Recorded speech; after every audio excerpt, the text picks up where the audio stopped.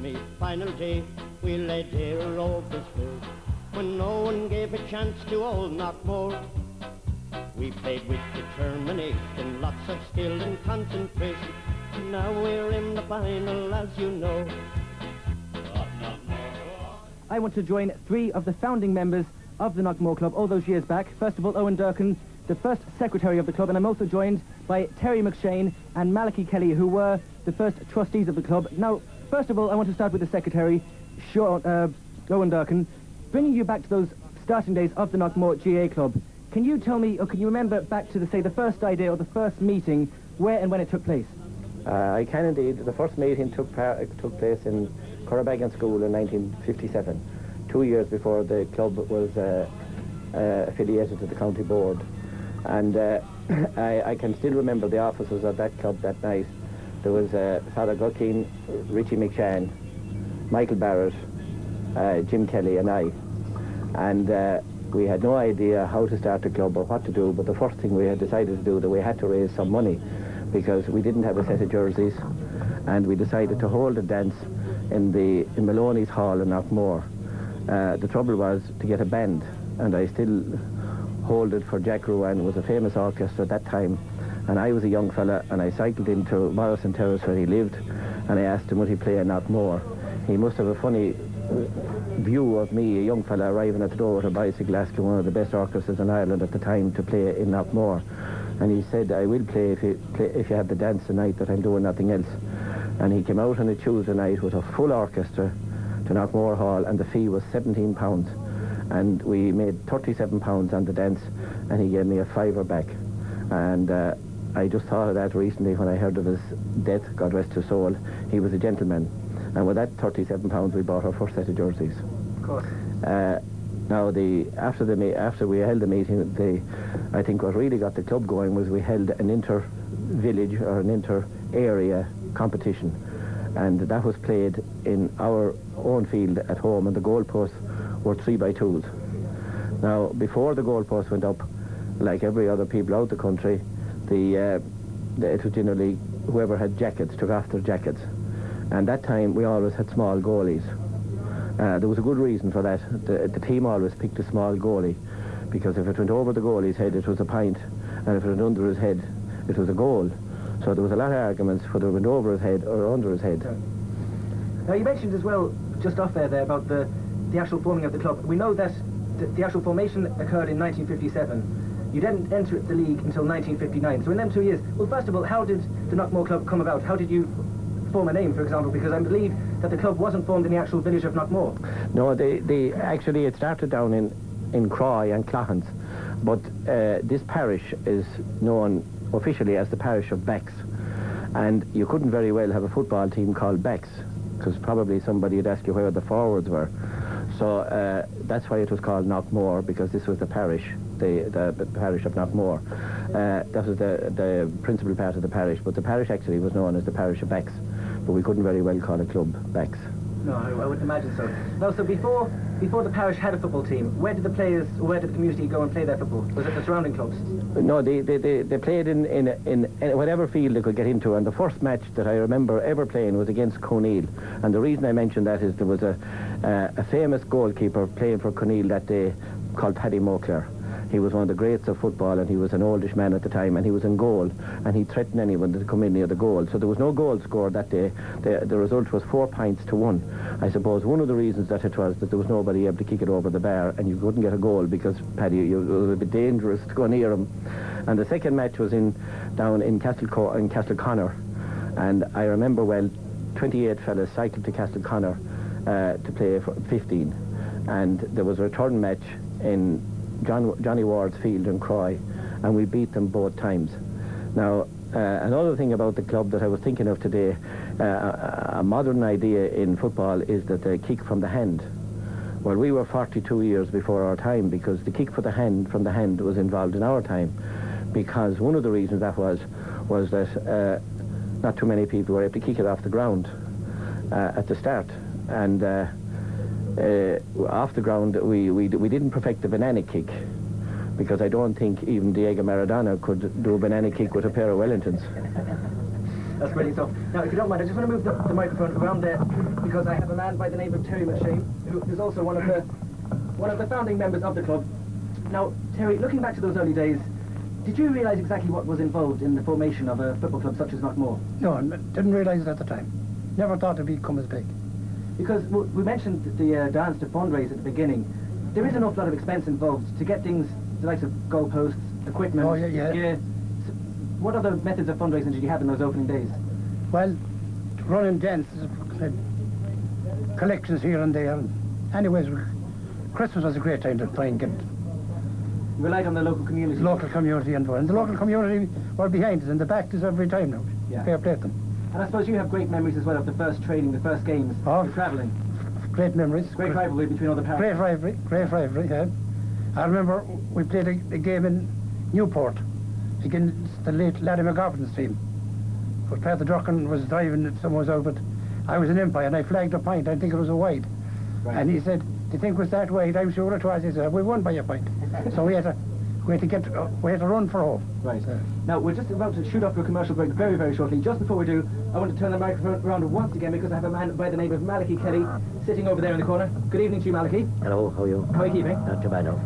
Now, I suppose back in the early days as well, there was a certain risk in purchasing grounds and equipment, so everybody involved must have been very determined and confident to get a club off the ground in the parish. I'm sure my father was one of the founders of this club. Right. And all he wanted to have football in Knockmore. He loved football. Because there was such a wide area with no competitive football. There was a big being played. area, there was no football at all. Yeah. Now, this side up here, Shraheen, all the way up here, there was no football at all. And when the Knockmore team was formed in 1960, there wasn't one footballer from this area up. I was the only footballer that played on the Knockmore team in 1960. It was from Clough and Rens, all the footballers came. Is that so? And I was the only one that was picked from Knockmore. And I suppose, like... And today, it's all Shraheen that's on the Knockmore team. Right. It's all changeable now, Yeah. which is a good thing. Brilliant. Yeah. And I suppose, like 40 years on, as you said, your father was one of the founding members. The three of you here were the founding members. Yeah. It must have been a very proud day in 1996 in Croke Park in the Old Island. Well, we got the pitch here from the Land Commission. The Land Commission gave us the pitch here and gave it up to we signed for it, and I'd always remember in Barter House, four of us. Malachy and I and Father Durkin and Richie McShane. So it went from there then. And to see a club expand from just those very few people involved at the beginning to see how many members are indeed attending this function tonight. Yeah. Very proud occasion. Very proud. We're all proud. We're all very proud. Oh, it's a great night for the club. One thing before you go on. No problem. One thing I say, there's only one regret I have, 1973. My father was alive for the semi-final, and he was dead for the county final against Garrymore. He would have made his day to see the first county title come All up. you want to see Knockmore in the county final. He was dead for the final. Right. Brilliant memories. Here, first of all, Paddy Knockman. Paddy Knockton, congratulations. I believe you had a certain amount of good news down in Ballina on Monday night. Yeah, Anthony, thank you very much. I was lucky enough to be elected as Vice Chairman of the County Board on that night. It was a close one, but I made it in the end. I suppose you're looking forward to the position. Well, we're not too sure yet as to what my function will probably be, but no doubt there will be a certain amount of work for me to do, and hopefully it'll work out all right, and I'm looking forward to it for the year ahead and a few years to come. Now, you're a former chairman of the Knockmore Club between 1987 and 1990. Yeah, that's right. I took over at the time from Father Noel Clark was our chairman at the time, and I took over from him, and I continued through that period, and it was a very successful period on the field of play. Indeed, we had a tremendous year in 89, and of course we wouldn't have that great year at all only for all the work that had been done in the previous years and all the underage work that had been done, and they were coming on stream at that particular time. And you know, Pádraig Brogan was in his prime and in those days, along with the Seamus Durkins and all the other lads. And great credit must go to the Jackie McLaughlin, who is in hospital, and I wish him well at the moment.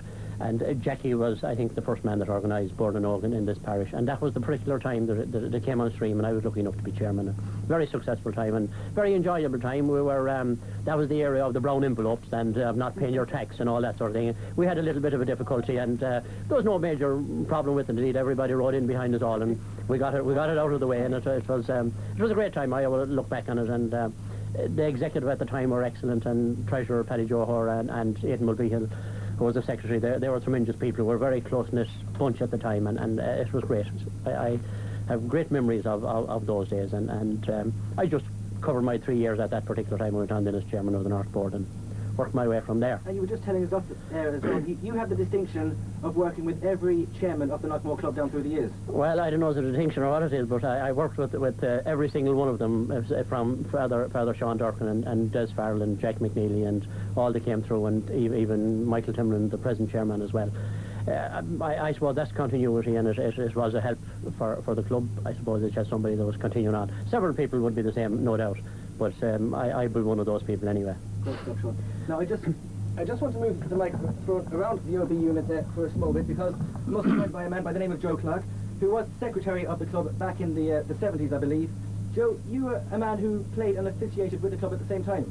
Yeah, I was lucky enough, I suppose, to be a player and to be an official at the same time. I go back, I suppose, at the beginning of the club in 62, 63, around that time. I would have started playing with the club and was lucky enough to be on the 67 team that won the first Knockmore title. To come to the club, yeah. Exactly, yeah. And then I was secretary of the club in 1972. A very important year. It turned out that it was going to be a very sad year, but it was a year that our very esteemed chairman at that time, Reverend Sean Durkin, was leaving the club. He was on transfer to Ballina, but the sadness was somewhat minimised by the signing of a former great Galway player, Liam O'Neill, who was captain of the Galway team and captain of the Connacht team and an all-star at the time. So he really came to the club at that time, and the club took off, no doubt. There's also an exciting period as well, especially with the first county senior title coming to the club back in 1973. And I suppose, since the club was only founded back in the likes of 1959, to win a county senior title just 14 years later was some achievement. Yes, it was a great time to be involved in Knockmore at that particular time, because 72 Pat Ward was captain of the intermediate team, and I was lucky enough to be playing on that team in Crossmarina. We defeated a great Arnary team, backboned by great stars at the time, Joe Corcoran, Peter Gilmartin, Jerry Connor, and men like that. So we defeated those in Crossmarina, and we won the intermediate title, and we moved on in 73 to win the senior title, and I think that was a great feat, and we were beaten by the famous UCD team in the All-Ireland semi-final. So I think there the standards are set for the success of Knockmore after. Very happy memories indeed. Only now, great, we can move along just again briefly, because we are pushed for time at the moment. A man sitting beside you is Sean McLaughlin, another player, well, as I said, went from being a player to an official level at the club. And you were secretary between 1990 and 94, I believe, Sean. That's correct, Anthony. That was a busy time for the club. It was, I suppose, the highlight of that was the appearance in the All-Ireland semi-final of 92 against Aero from Carlow, and the press that Knockmore received at the time, most of it was adverse, of course, and we wouldn't be able to get our ground in shape for an All-Ireland semi-final. And I think the community spirit that prevails in Knockmore came to the fore then. And in spite of lots of difficulties, the ground here was in terrific shape on the day. The crowd was handled brilliantly on the day, and it was after that then the people set up and took notice that when Knockmore decided to put their minds down to doing something, they could do it, you know. And in many ways, I know talking to a lot of people around the club, that day back in 1992 is nearly as memorable an occasion as the All-Ireland final in 96, because, as you said, it's vast publicity. For a club such as Knockmore to be in the location that it is, to host such a football game as an All-Ireland Club football semi-final, that holds dear to an awful lot of people's hearts in the club. Well, certainly, and I mean, great credit at that time. Paddy Hall was the chairman of the club, I was secretary, and I mean, the place was transformed. Two stands were, one was in place, another one was put in place, and you know, the organisation of the team at that time was applauded by everybody throughout the country, indeed, because of the publicity it received prior to the game. And I also believe, Sean, you're involved in the underage section of the club, and this year, above all years, has been very successful. Yeah, it's been a tremendous year. I mean, I suppose everybody tonight has been looking back, and that's rightfully so, and there's lots of happy memories. But I suppose I've been entrusted with looking forward and guiding the fortunes of the club as underage and trying to put in place structures that will serve this club well. And we have a legacy like it was left in the 80s and the late 70s, where, you know, we've heard tonight of county titles that would never have been won, but for the organisation at underage level. And this year is no different. I mean, I've been surrounded by some terrific personnel, and I daren't go mentioning them all for fear of leaving anybody out, but all ex-players, you know, came in around me this year, and the support I received was immense, like, and we had a great year. We won 3 divisional titles and 2 county titles. and that's been, I suppose, you know, the best year we've had in a few years, and it serves, it will serve us well in the future, no doubt. And it's all about, as you said, sowing the seeds for the future for Knockmore teams in the future. I mean, all this success which has come, say, in the past decade especially, everybody can remember back to the great Knockmore under-21 teams of the late 80s, early 90s, and that's what it's all about. Well, yes, of course, and the great senior teams that we had in 83 and 84 and 89 and 92 and 97, those were great senior teams. They were also great under 14 teams, under 16 teams and under 18 teams. And I'm delighted to you know, be involved in Board and Og this year, myself and Johnny Flynn, who's Secretary of Board and Og, and as I said, a tremendous bunch of guys came in, and we won on titles under 11, 12, 14, 16. So, I mean, that all goes well for the future, and please God, if you're doing an OB again in about 10 years' time, it will be discussing county senior titles. Hopefully. Now, just quickly before we go to the commercial break, I want to move on to another man who has been waiting patiently, Sean McHale, a former chairman, secretary of the club, I believe, for 13 years, between 73 and 86. Just as secretary, Anthony, from 73 to 86. 16 years ago. 13 years. The club has been very generous with their beverages, so therefore my statistics point to this. But I think, just as you spoke there, I think I would have served under 4 different chairmen. So I would have, my claim to fame might have been to see me transition the club from not having a football ground, not having a club ground, that era of development in the mid to late 70s. And I suppose you see the lakes here tonight, and the facilities that you're afforded to you, and it's great to do this. Indeed. Well, I can imagine if a secretary of a club like Knockmore is very, very busy because of the ambition that the people have. It was even then, like, you know, they were coming on then, as you might say. 73 was the first senior title, so it was a great buzz, great excitement, and just as your previous speaker's father would have been the founder of the Board and Og, Jackie McLaughlin. So it was very much the development era of the 70s, and it was busy from that point of view. And you're also involved in refereeing and various other activities as well. Where'd you get the energy from? Where'd you get the time as well? Time, well, I don't know. Well, I'm employed in one of these jobs that you badly paid, you do very little work, and therefore there's loads of time. The energy, I don't know. Thankfully, I'm endowed with a fair bit of energy. Anyhow, here's his Liam Highlands kick, a low ball deflected. Out it comes to Jerkaran. No, McCarthy, I should say. The ball is gone left, gone wide.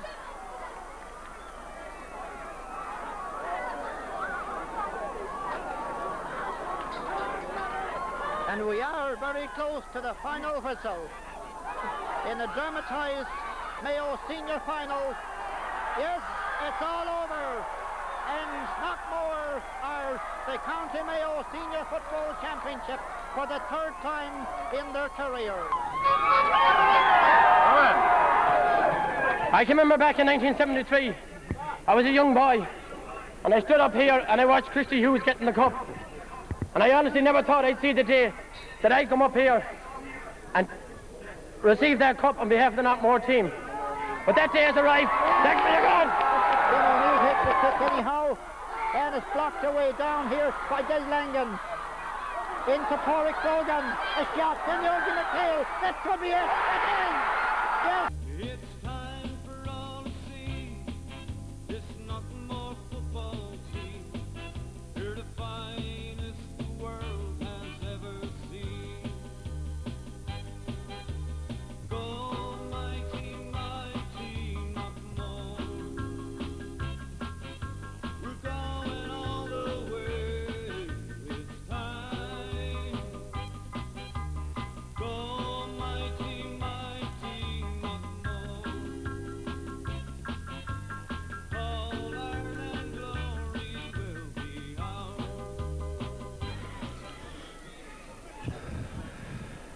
The referee throws it in, the whistle, and the game is on. And Knockmore first to break away.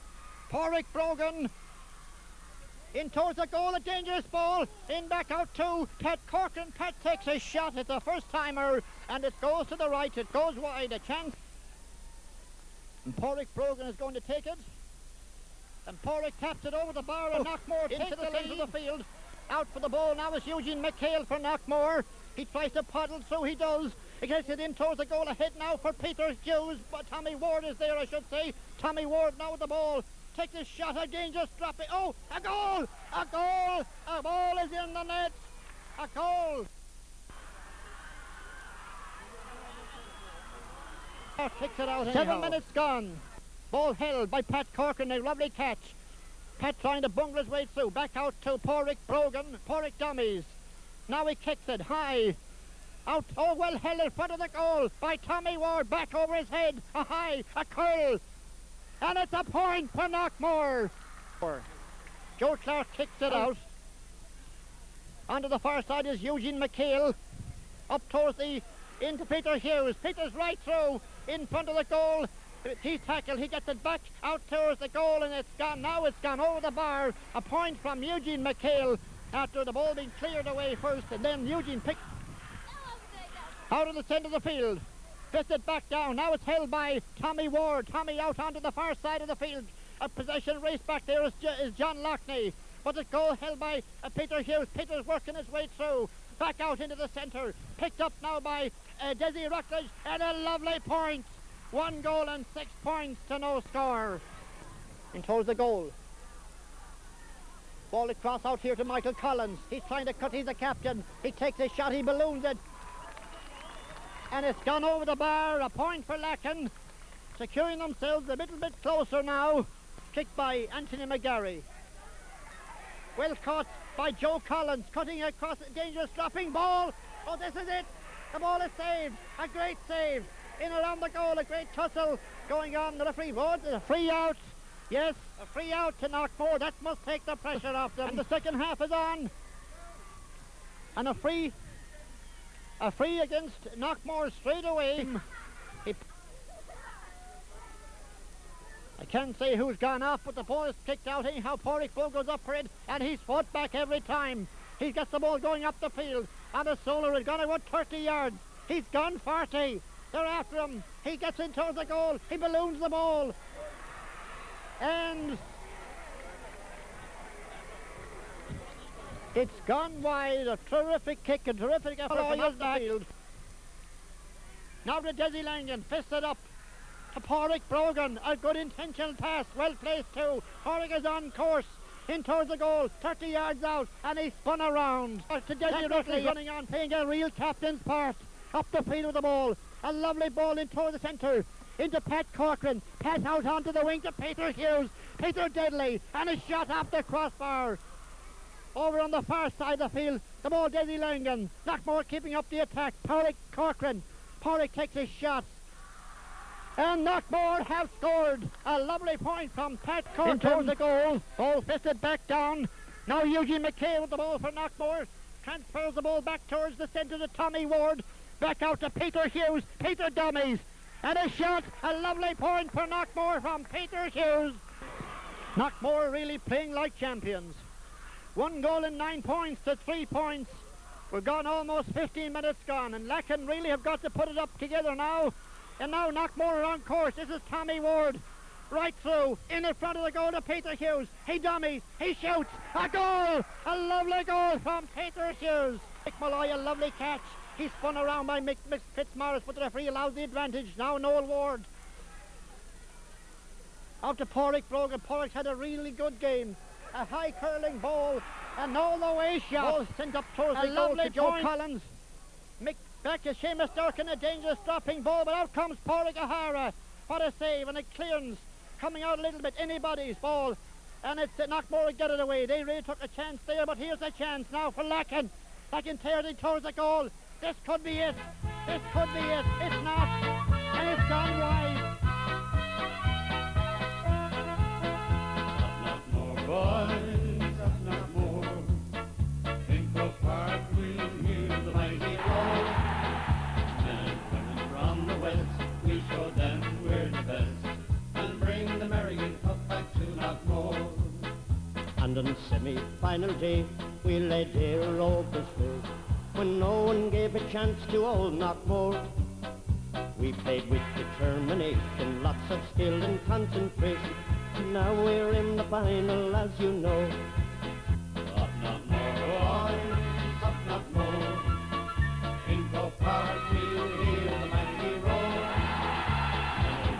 From the west we show them we're the best, and bring the American Cup back to Knockmore.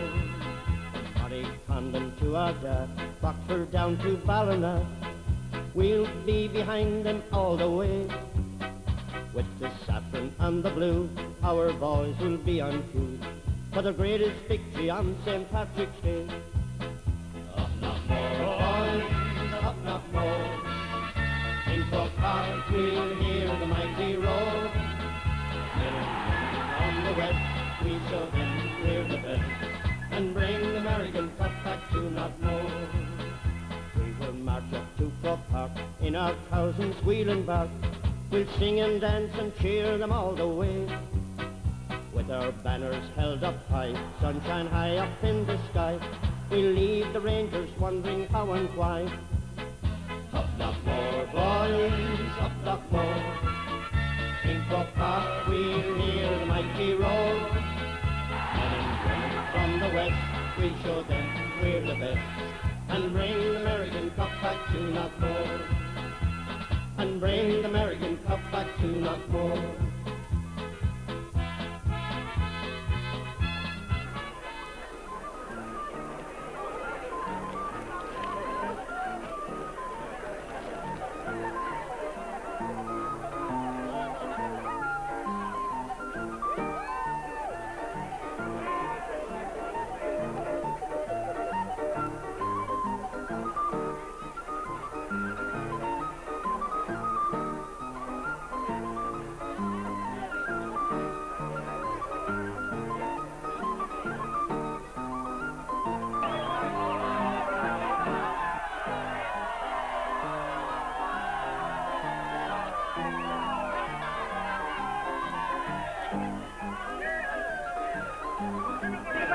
And partnering Declan at centre field is Kevin Stanton. The half-forward line. On the right, Kevin O'Neill. Centre half-forward, Joe Davis. And left half-forward, Kevin Barrett.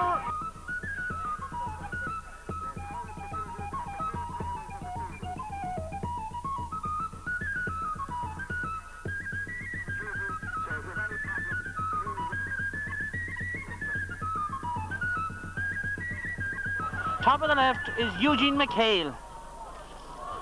The referee today is Paddy Russell from Tipperary. The throw-in and the game is on, and the ball breaks down to Hughie Brennan. He has it, he gives it out to Weir into the centre. This will be taken by the county player Peter Butler, and Peter, 40 metres out from his own goal, comes and kicks it high up towards Pádraig Brogan. It breaks to the Carlow man, and he takes it and he comes away with it. A high ball up the centre, in towards the corner, down towards their captain there is Noel Fallon, but it's taken there on the turn by Joe Hayden, one of the three Hayden brothers, into the centre, back to Colin Hayden. Colin Hayden is tackled by Kevin Staunton. He gets it out to the corner, out towards Joe Hayden. It's taken there again, back to the half-back. He gets it in low, but it's blocked down. And it's a free to the Carlow men. A free to the Carlow men. With this wind,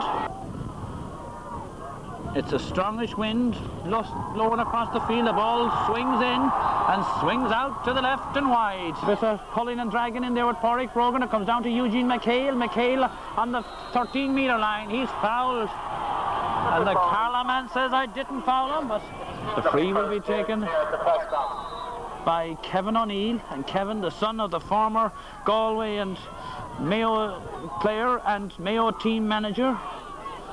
It's a difficult kick. It's into the wind. The wind is pulling across the face of this goal down here. He's about 10 metres in from the sideline on our left. He pulls it in across, and it's over the bar for the first score of the game to Knockmore. Kevin O'Neill has scored it. Well, that was a tremendous kick by O'Neill.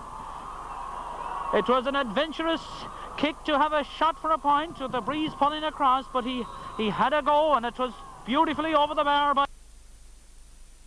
out comes Alan Callanan, a low ball out towards Joe Hayden. Joe gives it in towards his brother at full forward. He takes it 13 metres out. A shot from Hayden. A goal from Hayden. Here we go. 2 points to Knockmore. Tom Begley leaves it back there to Jimmy Dooley. It's high. It's taken by Peter Butler. And Peter gives it to Eugene McHale. And the veteran of the team going away on a solo run. He's been tackled by young Hayden. It's Brendan. Out in the corner to Nigel Reep. Reep comes round. He's been tackled. Loses the ball. Gives it back to Peter Butler. Peter picks it up. He's about 25 metres out. He's going into the corner. He's got Kevin O'Neill and Kevin Barrett with him. Gives it across towards Nigel Reep. Reep takes it. He's been tackled. He's been fouled. A heavy challenge there on Nigel Reep by number 8, Gavin Ware. And Reep is down. Porrick Brogan is really tensed up. He's looking for a quick run from Kevin. But Kevin is in no hurry, and why should he? They're playing into the wind. Kevin O'Neill kicks it, and he kicks it over the bar. Another glorious point from O'Neill. He comes and he kicks it right-footed in towards the goal. It's been taken there by the full forward Hayden, but it's taken away out by Malloy. He's been tackled. Gets it out to Holmes. Holmes is tackled in the back.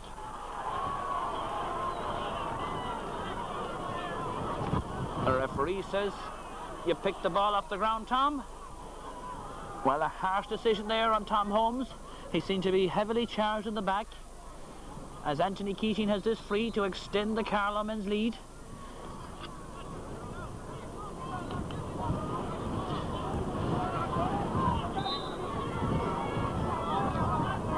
Keating now, with this right-footed kick, he kicks it in, and he kicks it over the bar. Pat Reep kicks this one out towards Brogan. Brogan was pushing in the back. It's a free to the Carlow men. It's taken by Dooley in quickly into the corner towards Hayden. Hayden takes in front of Durkin. A high kick from Hayden. A wonderful point by Hayden. He's scored 1-1 so far. High kick by Brendan Hayden in towards the goal. It's knocked down there in front of the goal. But there was pushing, and it's a free out to Knockmore. A free to Knockmore, taken quickly from Butler to Stanton, back to Butler. Butler is on the run, out to Hughie Lanyon. Hughie Lanyon back to Stanton. Stanton to Kevin Barrett. Not a very good pass, gives it to Butler. Butler is on the run, back to Eugene McHale. McHale has got Butler with him, gives it into Brogan. Brogan back to Butler, and Butler is making headway in towards the Carlow goal. He was fouled as he did so. It's a free to Knockmore, and a tremendous bite in the Knockmore players at the moment, as a bit of dissent there from the Carlow man gives this free to Knockmore in another 10 metres closer to their goal. And Kevin O'Neill, as this wind gets stronger,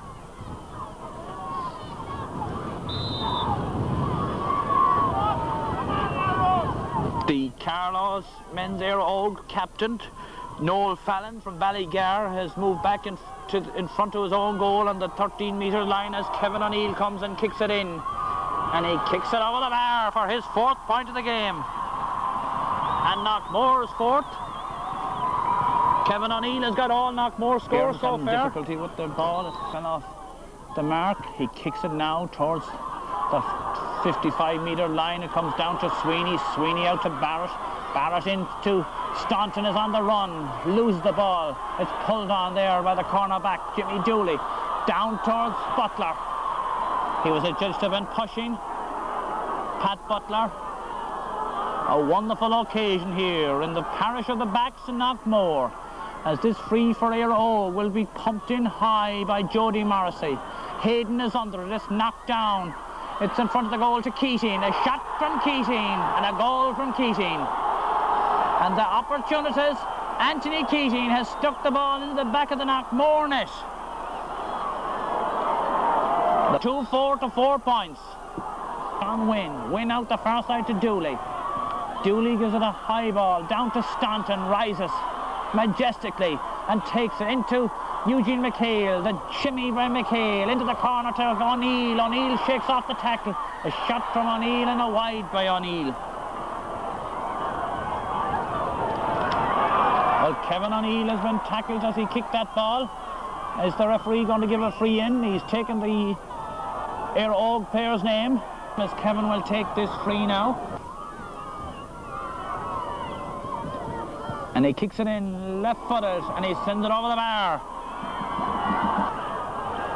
Taken quickly out the far side of the field towards Armstrong, gets a hand to it, it's knocked down towards Butler to Staunton out to Sweeney, and trying to bring the youngster into the game, in towards Nigel Reap. He's on the run, he's inside his man, he's got Brogan with him. Brogan is inside the full-back Dooley. A shot from Brogan, a point from Brogan. And Porrick Brogan is on the score sheet for Knockmore. Knockmore 6 points, Aero 0-2-4. Up and tries to come outside Hayden. Butler across to Staunton, looks up, and Kevin Staunton seems to have so much time, gives it out to Sweeney. Sweeney back to Liam Armstrong, and Armstrong now with the ball out this side of the field. He's left a lot of work to Eugene McHale, but Eugene taps it inside to Kevin Barrett, and Barrett has it. He's got Brogan with them. Brogan is seems to have a cut on his nose. Brogan is fouled. It's a free to Knockmore, and it's really good to see Porrick Brogan so fit and anxious for the play. And so determined. The referee, Paddy Russell, checks his watch, the throw in, and the game is on. And the Carloman is first to get the ball. It's Hugh Brennan, the man from Swinsford. Gives it in towards the corner, towards Keating. Keating is tripped by Tommy Holmes. And it's a free to here, and Garvin comes now. He kicks it in and drops down towards Staunton, takes it. Gives it out towards Peter Butler, his county mate. Out to Tom Holmes, who's tackled by Tom Nolan, gives it back. A free to Knockmore as Tom was fouled. A heavy charge on Tom Holmes there. Kicks it left foot towards this side of the field, towards Sweeney and Larkin Weir. Garvin Weir, it's still Sweeney. Sweeney into Staunton. And Staunton crosses the 45, out towards Pat Butler. Pat ships a heavy challenge there, but the ball comes off John Cairns, out for a 45. Well, he just got his fingertips to that ball and tipped it out for a 45. About 38 metres out now. Kicks it high in towards the goal. It comes off Pat Reap down to the corner forward, who look to be into the square as a shot is across the goal. It's blocked down by Morrissey. It's picked up there by Sweeney. Sweeney out to Holmes. Gives it out only straight to Hayden, who loses it. Picks it up at the second attempt. It's still Hayden. Comes inside back to Colin Hayden. Colin is shot in towards Pat Reap. Pat being tackled by Keating, gives it out towards Durkin, and the Charlermen are really going in hard. Back to Armstrong. Armstrong being tackled, gets it out towards Hughie Lanyon, and Hughie looks up and then gives it out towards Eugene McHale. And any ball you get here is hard aired, and it goes on to Porrick Brogan, and Porrick is on the run. He's 20 metres out. A shot from Brogan, it comes down to Butler. Butler is in front of the goal. A shot out towards the far side of the field, and Nigel Reap was in front of the goal when Porrick gives it out to Tom Holmes. Tom to Michael Malloy, and Michael has it in towards Kevin O'Neill, who leaves it there to Porrick Brogan. Porrick Brogan is on the run. A shot from Brogan. A wonderful point from Brogan.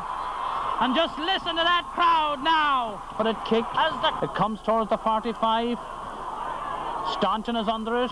Kevin O'Neill has it. Back to Sweeney. Sweeney pumps it high in towards Reap. And the goalie has it. Cairns. As Tom Nolan being tackled by Porrick Brogan. It's still Nolan being pushed off it by Brogan.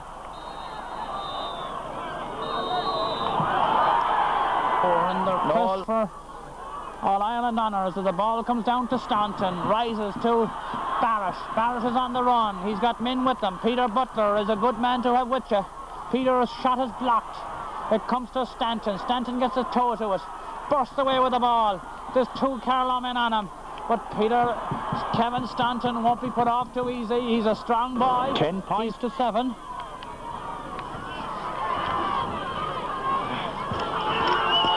O'Neill comes and he kicks it.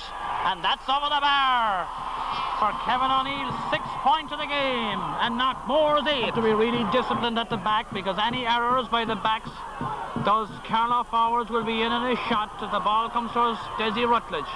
It's taken by Jody Morrissey. Morrissey takes it quickly, but it's taken by Declan Sweeney. And Sweeney kicks a high ball in towards Nigel Reap, who's pulled as he went for the ball by Tom Begley. And the Carlow keeper is furious. And Kevin O'Neill now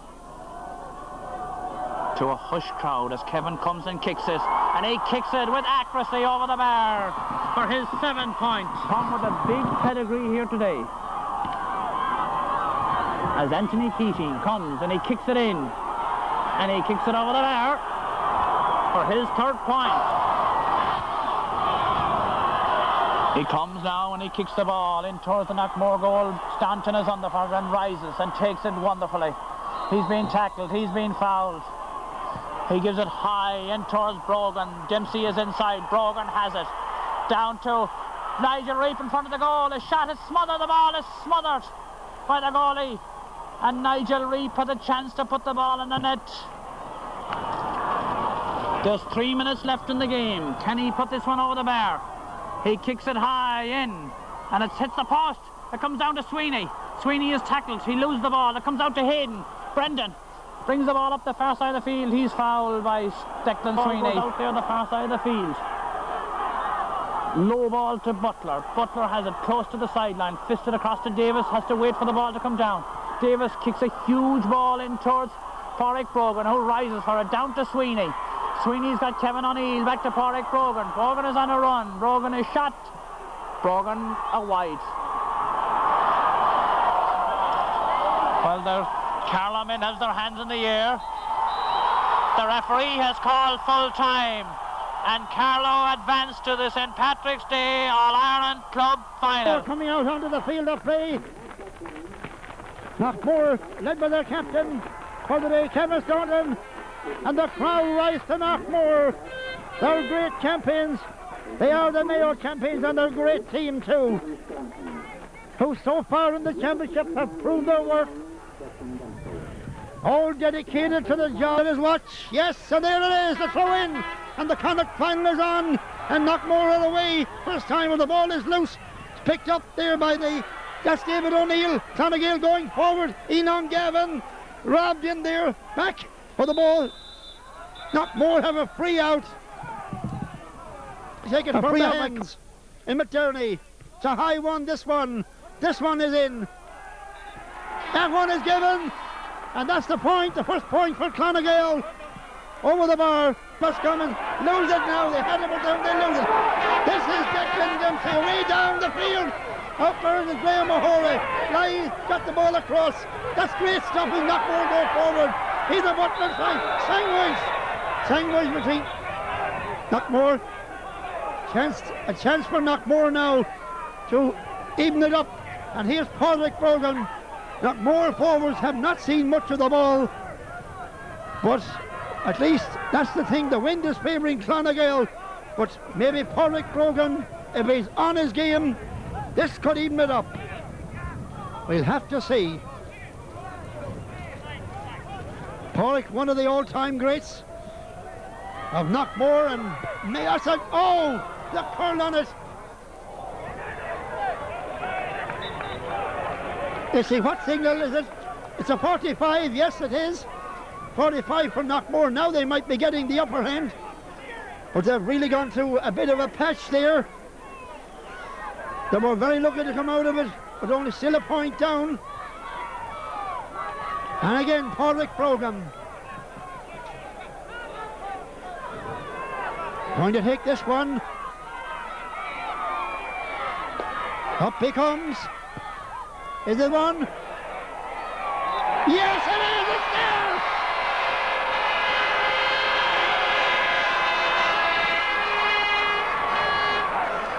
Coaching, oh yeah.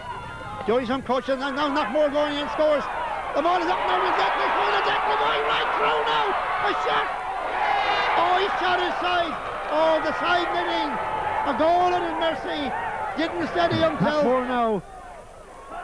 Getting back in the game now, have the advantage now. Can they keep it up? Kevin Staunton again, a great catch by Kevin Staunton in the middle of the field. Now it's Peter Butler. Knockmore shaking their tackles. This is the goal across. And the referee, he didn't let it. The referee said he threw the ball. Seamus, a little bit of indecision about that one.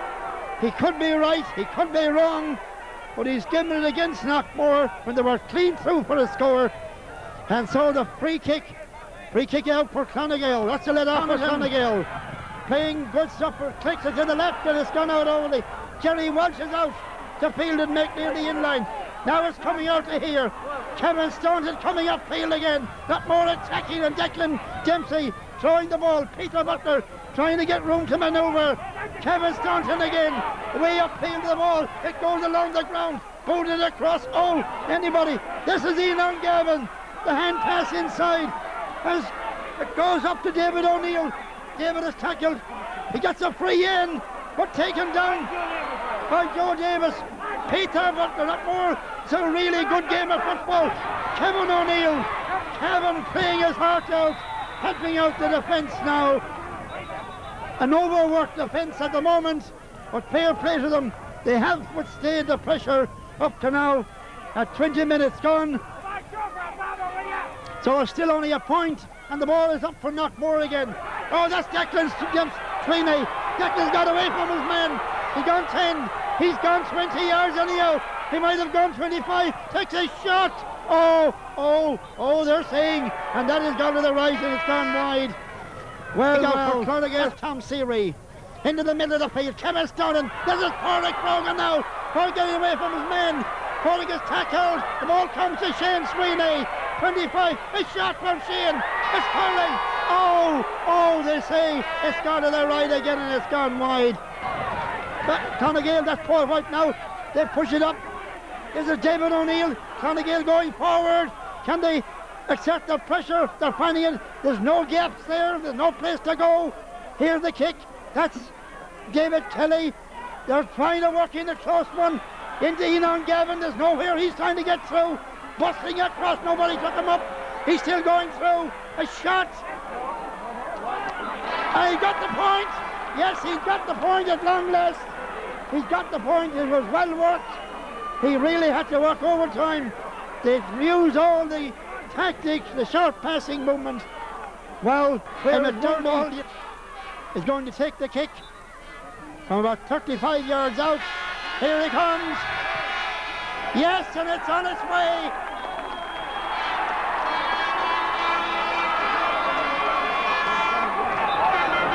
Yes, the second half is on, and Knockmore trying to get into it. Enon Gavin, and the referee blows whistle. Wanted a free up to Clonagale straight away. They got possession of the ball, and the ball is driven up towards the Knockmore goal. It's out in the middle of the field. That's Tom Burke. No, pick the ball. That's David Kelly going in with it now, and it's thrown. And back there is Fergus Sweeney, steadies himself up, and the shoulder of the ball there for Clonagale. That's Emmett Journey. Emmett takes a shot, a high one across the face of the goal.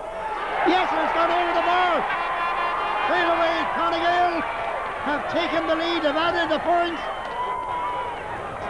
He's going to play anyhow, continue on for the second half. Thomas Burke now playing right full back. He's switched over on the swing here. But Declan gives the ball. Now was Kevin O'Neill. Now Kevin Staunton. Away to Porrick Brogan. Porrick is going right through. Throws it in towards the goal. Ball at the Porrick. Yes! Yes, it's a goal! What a goal! Straight away! Knockmore have finally got to the board.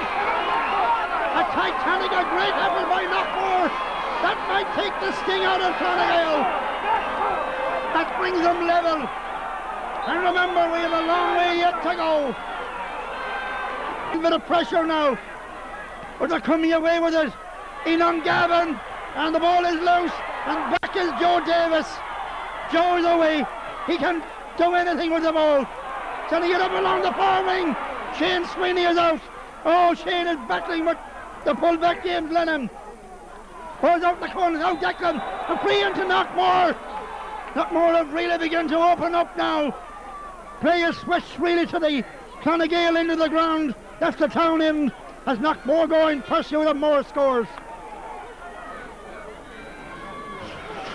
A free from Knockmore from about inside the 13-metre line, out near the sideline.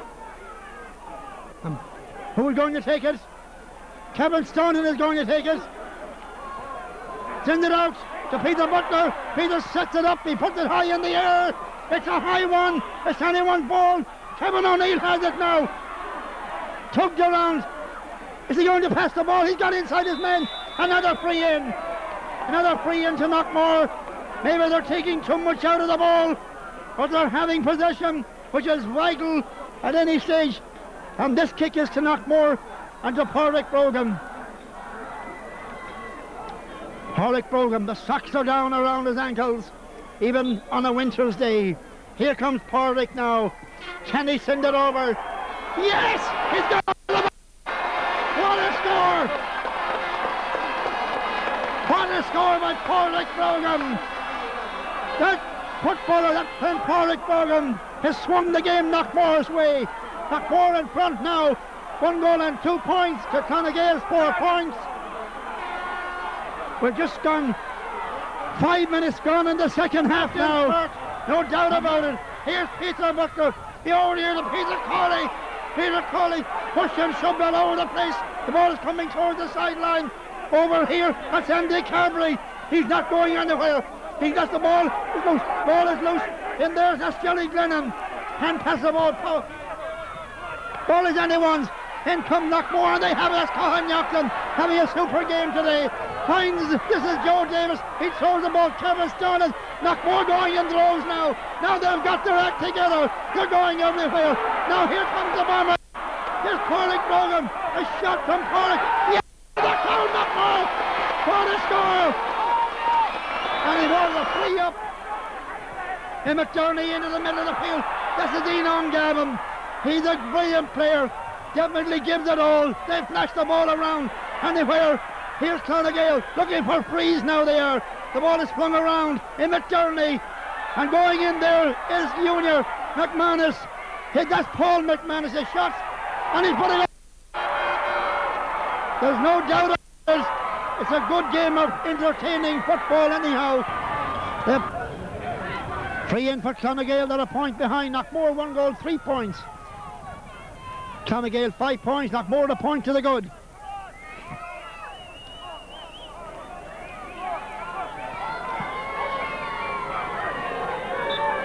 Here's a kick for Clonagale. This is Emmett Downey. Kicks it in towards the goal area. And Peter Butler, but this is David Kelly. What's the loose ball? Can't go anywhere. A shot. And he put it over the bar. They're level again. Dempsey, Declan Sweeney, it clears the ball out. And here's Declan Dempsey. He gets the ball. But there's the help from Kevin Stone. This is that's Joe Davis across the field. Here's Peter Cawley running into Gaff when he gets the ball to Kevin Staunton. Kevin away, Knockmore coming again, and the ball is loose on the far side of the field, and they have it. Shane Sweeney, Kevin O'Neill across the field. This is a gap from Pádraig Brogan. Pádraig Brogan. Oh, he put it wide. Well, I'm afraid how a team could get so close after having such. Well, that's really the miss of the day. Peter Butler is back on, and that's a great credit to him to come back and take his place after having a nasty injury. Clonagale for a few minutes looked like as if they were going to punish Knockmore, but the opportunity didn't come. And fair play, Peter Butler is back in the action, and business has to carry on. And Eamon Clark is having a word out there with the referee. Enon Gavin playing his heart out, keeping Roscommon in the game, the Roscommon Gale that is, to clear the ball upfield anyhow. Up towards, that's Cahan Youghlin, and he's lost it, waiting for it, he's lost the ball. Now the Knockmore defence is spread, and this could be it. And he's missed it. I have to stop. How he missed the goal, I don't even know. That's David O'Neill. They get their shot in anyhow. Wide fly the ball up. Clonagale have the possession, and so it's going to be taken in. Kicked in for Clonagale. This is going to be dangerous. Push. He's pushing it. Clonagale's trying to push a man out of the way there. That's Joey Conaghan. Now he has the ball. You have to be up to the. That's not Clonagale. That's David Kelly across the goal area, taken down, and that's Declan Sweeney and the free out for Knockmore. Sheer guts, sheer determination. There's both in this club, in both these clubs here today. The Clans, Emmett Downey with Junior. Left back for Enon Gavin. The Clans are definitely still dangerous. Paul McManus Forward, going forward. This is Junior. Junior is bottled up. He's nowhere to go. But there, Chase Hastings. Now Knockmore on the run. Joe Davis. He's a butler away. What a game he's having. Knockmore must have got him right through. This is it now. This is it now. This is the ball to Seamus Smith. Yes, yes. That's the one. Seamus Smith has got the winner. Momentous. It's down now to the referee's discretion. And we're in the final minutes. And the ball is pinned. And Knockmore have the ball. That's Seamus Smith. He's really made a difference. A fresh player. And he's getting a free in from Knockmore. They're really going at the prize now. Time is up on the stopwatch. It's up to the referee now. How many minutes he wants to give or seconds. Knockmore lead 1-4 to 6 points. It's been that type of game. And this is Patrick Bogan. Shot across the goal. Held in there. Yes!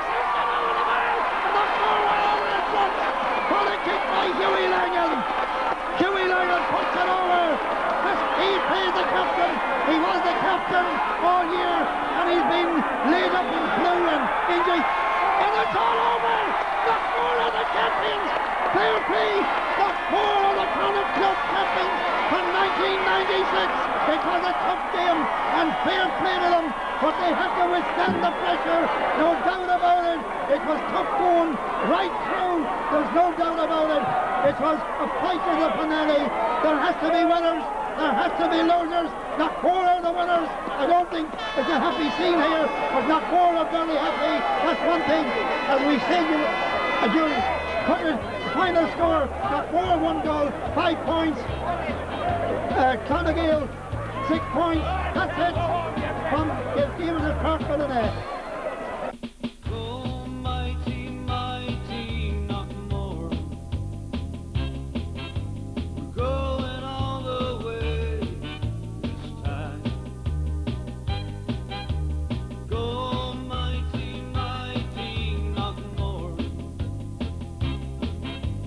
All Ireland glory will be ours. We've got Ireland in our hands.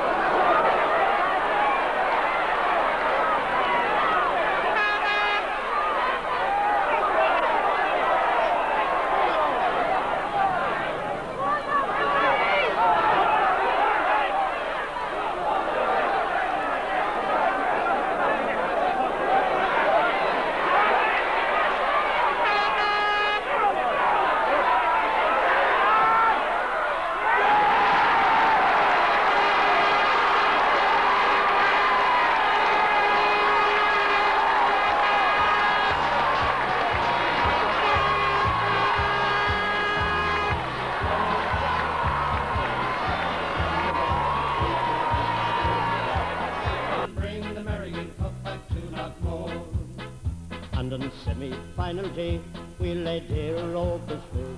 When no one gave a chance to old Knockmore, we played with determination, lots of skill and concentration.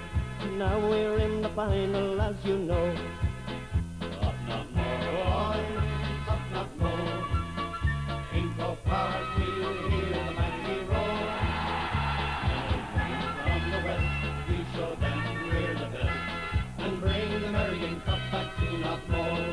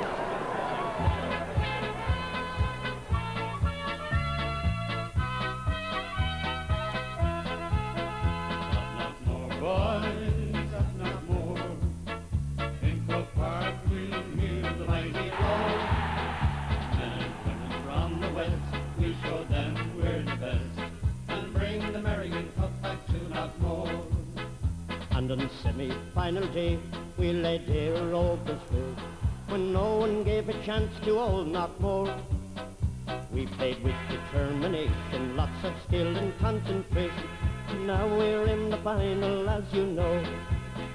Up Knockmore, boys, up Knockmore. In Croke Park we'll hear the mighty roar.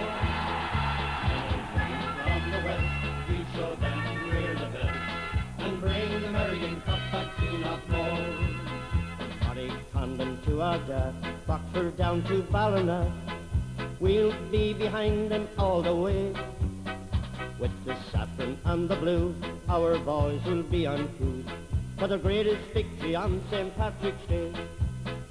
Up Knockmore, boys, up Knockmore. In Croke Park we'll hear the mighty roar. Two former treasurers of the club. First of all, Beatrice Timlin, you're very welcome. And indeed, Jerry Barrett. Now, Beatrice, you were treasurer of the club between 80 and 82. Jerry between 75 and 76, is that right? That's right, yes. Now, Beatrice, first of all, I know back in 1980 there was a big undertaking from the club, a trip to the USA. That's right. Quite a lot of them, about 30 I think, went to the West Coast. And it was a big undertaking to have them togged out in nice blazers and pencils, and being the woman on board, the first lady in the officials kind of, I had a lot to do with that at the time. But it was, I think, my proudest moment while I was treasurer would have been to see them all going off on the bus on that trip. But things like that don't come cheap.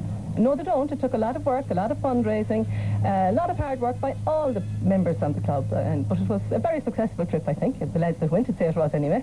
And they played in Los Angeles and they played in San Francisco Gales. And I think it was a wonderful trip throughout. Indeed. Now, Jerry, if I can just move on to you. There's so many people involved, or maybe just on the fringes of a club. They don't realise the actual expenses and what it takes to run a club like Knockmore. That's right. At the moment, now it takes an awful lot of money to run a club. But when I was treasurer back a long, long time ago, all the money that a club would run on, nowadays they're talking about big, large brown envelopes. But then, back in our times, you could fit the treasury into a very small envelope. But an awful lot of people don't realise that in a club there's an awful lot more teams involved than just a senior. I mean, a lot of people think of Knockmore senior team, that's it. But of course you have teams from maybe under 10s, under 12s, under 14s, up until under 21s. That could be maybe 7 or 8 different kits, togs. It's never ending. It's never ending, no. And people are inclined to forget about the young guys down the line that in years to come will be the future teams of Knockmore. And I think they should be paid a lot more attention to them. Of course. But the fundraising is vital, Beatrice, isn't it? I mean, but the sponsorship is the main source of income. Sponsorship nowadays would be the main source of income. But I remember earlier in the evening they were talking about back in the old days, there wasn't such thing as sponsorship. It was get out by yourself, organise the dances, Larry Cunningham coming to the area, Joe Dolan. That's right, you have to organise everything. And sometimes it didn't go all that well and you might be out of pocket and then you were murdered at the next meeting. But Jerry was on about the younger teams. To be fair, Knockmore have a great system at the moment, and I think an awful lot of that we shouldn't forget Desi Rutledge. He put a power of work into the young people over the last number of years. But they have great under 10s, 12s, 14s. They're there all the way up. But that's what it's all about. It's great to see it coming to fruition. It is, and hopefully when they'll be back again with the senior team. We have good young fellas there now. But a lot of work goes into that, and a lot of the women, my claim to fame would be the first woman officer on the club. But there are an awful lot of women working within the club that provide sandwiches and teas and everything for the other travelling clubs, which it's a lot of work. And in fairness, the lads are thankful, I know they are. So I imagine you got a great kick out of the Mayo ladies this year. Oh, it was wonderful, absolutely wonderful to sit and watch them, and they were magnificent, they really were. Well, it's been a pleasure speaking to you.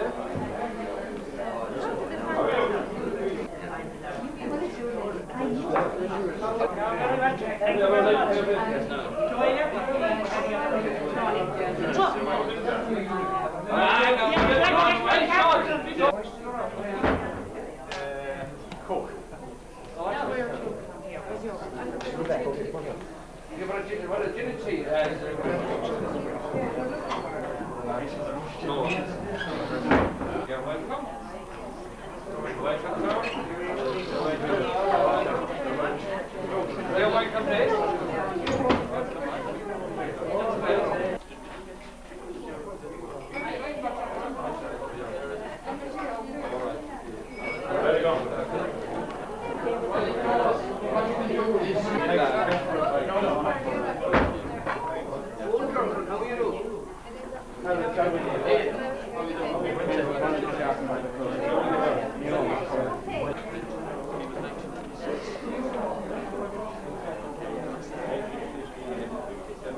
get one tonight if we have one. I'm not too sure.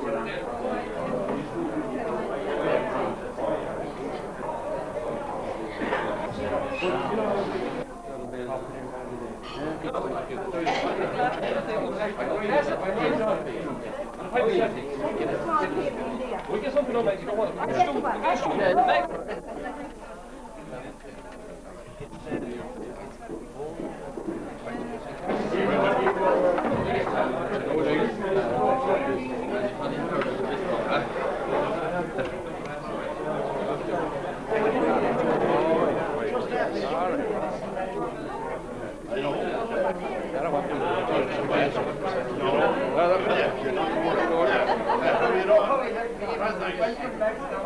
Thanks very much. Jesse, how are you? How are you?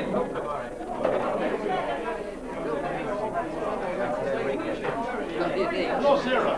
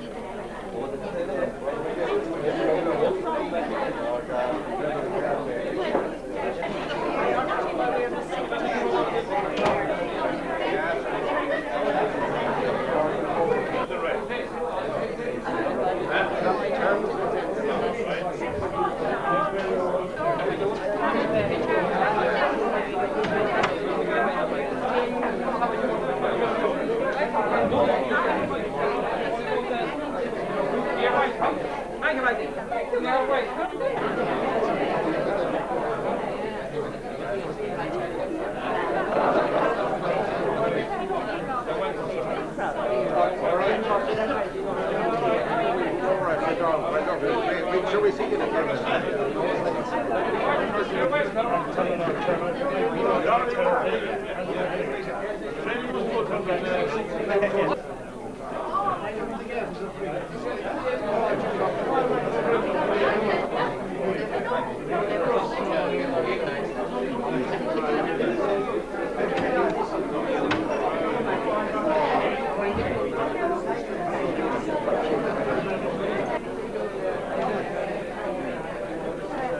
We got a prize basically for where? Don't know where. Tommy Ward, how are you? Tommy, how you doing? Here's him, man. Wait.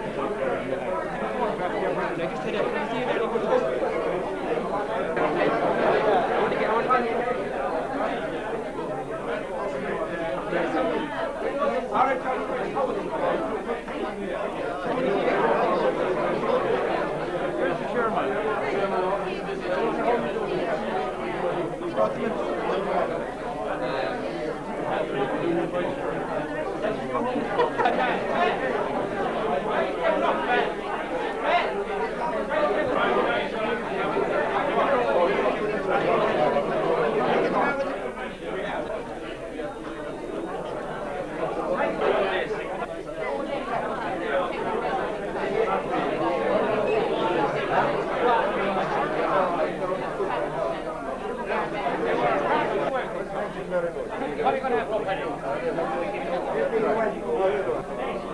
No, it's there for you. Get him out there.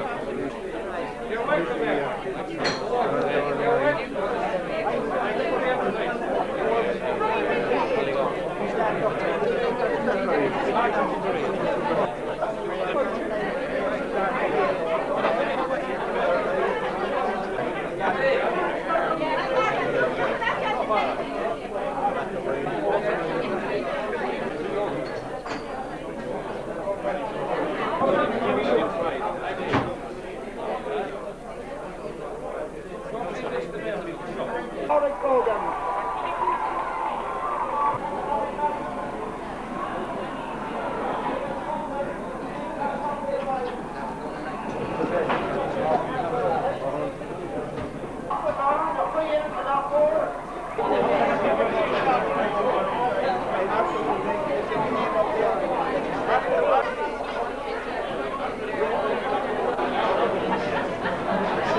their 40th anniversary tonight, and between now and 11 o'clock we're going to be talking to some of the heroes past and present, beginning with the current chairman of the club, Mr. Michael Timlin. Michael, I'm sure you're a proud man here tonight. I am very proud, and I'm proud to see all the people, the past officers of the club here tonight, and see, go back and see the likes of Feather Sean Durkin, Des Farn, Paddy Newton and TJ Burke and all these fellas here tonight. It's very nice to see them all here after all the years, you know what I mean, like that. And it's nice to all come together in a night like this, you know what I mean. And it was an awful evening. I thought we wouldn't get away with it at all. But as Paul Clafford will say about the sunshine, you know, we had the stars and the moon shining tonight on us, so we're lucky enough. So we're here anyway now. And I hope that everyone will enjoy the night, which I say they will now, because looking at them around me here, they're very happy at the moment. So it's up to themselves from now on to enjoy it. And the Well, Michael, the mood has been building here now for a long time, because we've been down here since about 8 o'clock, and there really is a great kind of a festive atmosphere about the place. But I'm sure that's what happens when you win 8 county championships since your foundation. That's correct, you know what I mean, like we've won 8, I'm just looking at them written here in front of me, you know what I mean, like that, going back like over the years, you know what I mean now. We won in '67, that was our first championship ever, you know what I mean, and that was our junior championship, and winning that junior championship, I remember myself, was like us winning the All-Ireland. And then we went along to 1972, we were beaten in the intermediates, we won the intermediates in '72, then the big one then really in '73, we won the Mayo Championship and the Connacht Championship, and we were beaten in 76, 79, and we won it in 80, 83 and 84. So that was great achievement for us. And then minors in 87, the first time ever, 89, won the first time ever, won the under 16s, under 14s in 89. And then again we won it in 80, we won the seniors in 89, and beaten again in 90, under 21s, first time ever to go and win it. That was 13 aside. The following year we won it again, and it was 15 aside. And then in 92 again we won the senior championship again, and under 21 in 93, and under 21 in 94, and the senior in 96. And that's the year that we went all the way to Croke Park, and we were in tough luck in Croke Park, because I tell you, we definitely thought we were going to win it, but we didn't. So and then we won the senior again in 97. So it was very good, and everyone enjoyed every part of it. Now, Michael, as you said there, as you ran down through the list of honours, plenty of causes for celebration tonight, but I know as well you're anxious not to forget those members of the club that have passed away since 1959, and a few in particular very close to your heart. You can say that again. You go back to Vincey James. Vincey was a very good man in this club, going back with Feather Durkin and these in the early years, you know what I mean, like when things was haircut and like money was haircut, and you had Paddy Fairty, another man I knew well too, you know what I mean. His wife is here tonight. Paddy McHale, like Paddy was the heart of the club, you know what I mean, now in fairness to him, you know what I mean. And Paddy he really done it. And Brendan Murphy now. Brendan was a very good man in this club, you know what I mean, and Brendan done a lot for us over the years, and he was with the county there for the masseur for the county and all that, so he was a very good man now. And Tommy Welch, Tommy was the second Michael O'Hare now. You've heard him here tonight on the videos going back 83, you know what I mean, 80 or whatever it is. And in fairness, I'll tell you, Tommy died very sudden too, but Tommy was one good fella. But I must say another thing now, Jackie McLaughlin now. Jackie's in Merlin Park, and I hope he's listening to me tonight. And I wish you, Jack, the best of luck, because you were the man, yourself and Jack McNeely, they started up Born and Logan, the club, going back in 1976. And all I can say to you, Jack, is I thought you'd be here tonight, but see that you're sick, not a bit like that, but from what I hear, you up and down there, you're in the soon coming home. And Michael Timlin, the chairman of the Knockmore GA Club, pleasure talking to you. We've a lot of people to get through between now and 11 o'clock, so we'll move on swiftly to the current president of the Knockmore GA Club, Father Michael Harrison. For 40 years of going, and really a phenomenal success rate for Knockmore. Yes, excellent. An excellent club, and one that I'm very happy to be associated with for the last 5 years. The last 5 years in particular have been tremendous, coming so close to winning in Ireland. You must have thought yourself that day that the famine was about to come to an end. All I can say is that it was a wonderful year for the parish. It bonded the whole thing from Rehens to Bellas and down as far as Rathdog. It was a great year for the parish, and of course, as Michael said earlier on, we thought we were going to win it, but it wasn't to be our day. Now, you've been president, as you said, for 5 years. Any outstanding memories, in particular, from the last couple of years you've been involved? Well, the most memorable match was the one against Éire Óg and Mullingar in 1997, the All-Ireland Club semi-final. They'd beaten us 4 years beforehand here at Knockmore, and we overcame them in Mullingar, and it was the most memorable day for the parish and for the club. Father Michael, nice talking to you. I'm going to move along the line here, because the listeners at home would not believe the amount of people that we have to try and squeeze in between now and 11. Brendan Boland just completed his second year as secretary of the club. That's right, Mike. Brendan, you're a proud man tonight, seeing all these familiar faces, and some of them not quite so familiar again after all these years. Well, it's a great occasion, Mike. It's great for the club, and it's also great for the parish. And it's great to see all the faces here from the past, and get an opportunity to talk to them and discuss them. And we'll do that later on in the night, because there have been a lot of formalities in the early part of the night, and not alone, it's great for the whole community, and this club is very much part of the community, and we draw our support from the wider community. And the parish of Bax is a large parish, and there's a big population of people, and anywhere we go, anywhere we're playing, we get tremendous support, and we're always very grateful to that. And I think that has been a hallmark of Knockmore in the past and the present. The loyalty of the people in the parish, the loyalty of the supporters is tremendous. It's a great occasion, and everybody is very welcome here tonight. On behalf of the club, we welcome everybody, and also to the listenership, the people who couldn't be here. They're also, I hope they enjoy what's coming out here live, and I'd like to take this opportunity to thank yourselves, Mike and Midwest Radio and Anthony out there in the cruiser. It's great to have an outlet that where people can come, where yourselves can come here to the club and have this kind of an occasion. It's great for us, and we enjoy it. Well, Brendan Boland, the secretary of Knockmore J Club, pleasure talking to you as well. The next man in the line here is Canon Johnny Flynn. Now, I think Canon Flynn, it would be a fair point to make that you've seen a lot of changes and a lot of coming and a lot of goings with Knockmore J Club, and I'm sure you're quite pleased with what you see before you tonight. Indeed I am. When I was growing up here in the parish, I'm a native of the parish. I was born and raised a mile down the road, and we hadn't a football club at all here at the time. And I went away to study for the priesthood, and then I went out to the foreign missions. I was 35 years abroad in Japan, the Fiji Islands, and it was while I was away the club was formed. And every time I came back on holiday, I went to every match, no matter where it was. I followed the club, and my good mother, God rest her, sent me the Western People every week. Sometimes it would be 6 weeks late. I might get 2 or 3 copies of the same post, and the first page I looked at was the sports page to see if Knockmore had won. Could you ever have foreseen such a fabulous and a fairy tale type scenario for Knockmore to unfold? 3 Connacht Club championships, 8 county championships, and even though one man here tonight told me they don't count them anymore, 7 league titles.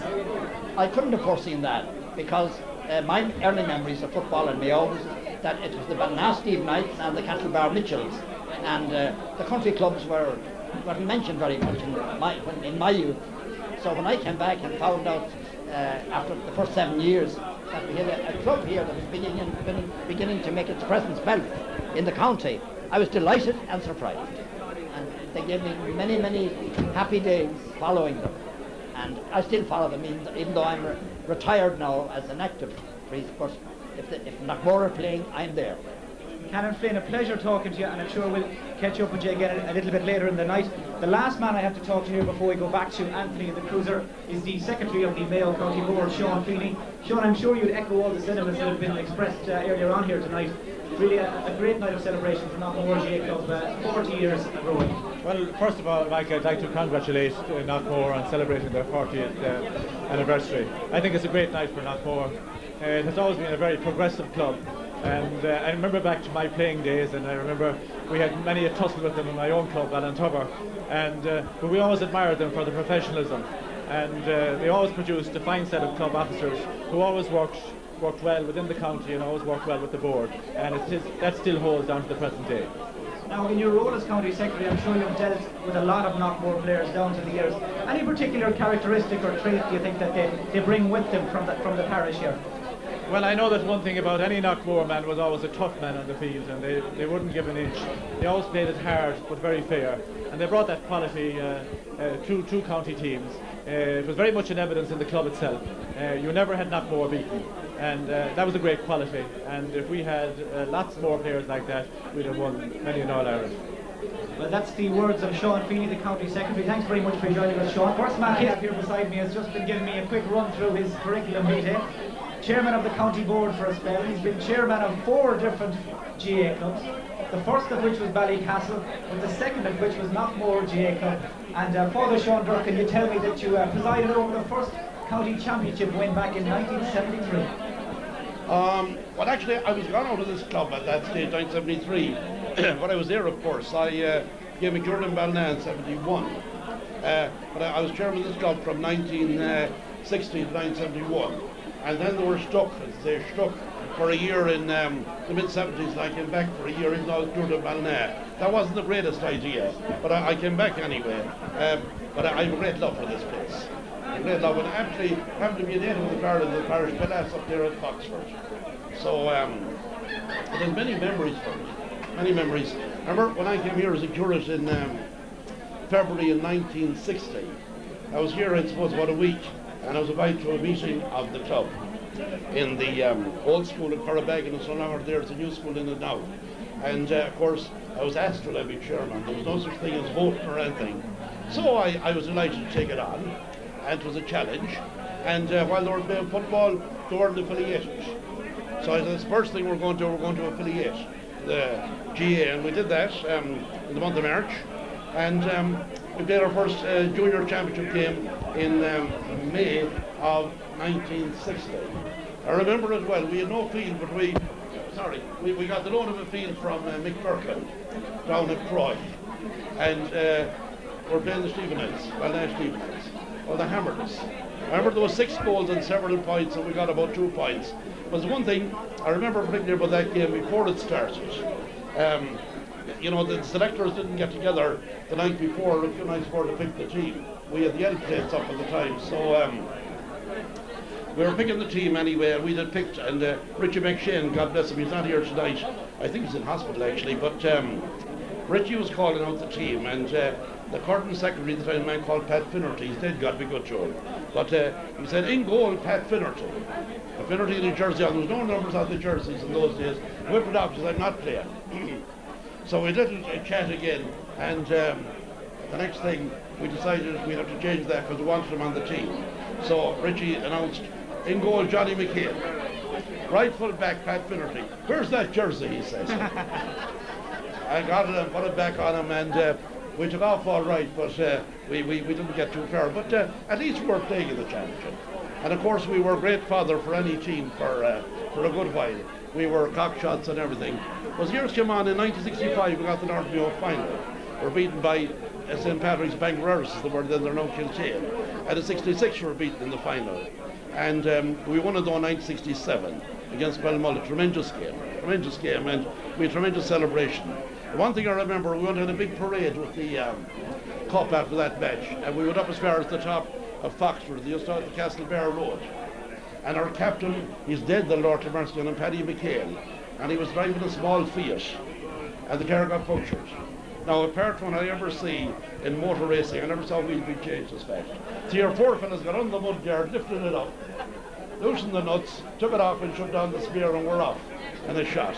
But they're memories, you know, now, but they were tremendous, and there was great spirit in these lads, and we had a lot of hard work to do, but we did it. We didn't have a lot of money, but we had a lot of spirit, and it took a while to build our sport. And in my time here then too, we bought this field where this club is built now. We bought 5 acres that time from the Land Commission for £195. Lord save us, it was cheap then, wasn't it? But that's the way it was. And we went then to another field which became known, belonged to a man called Mick Timlin. God be good to him.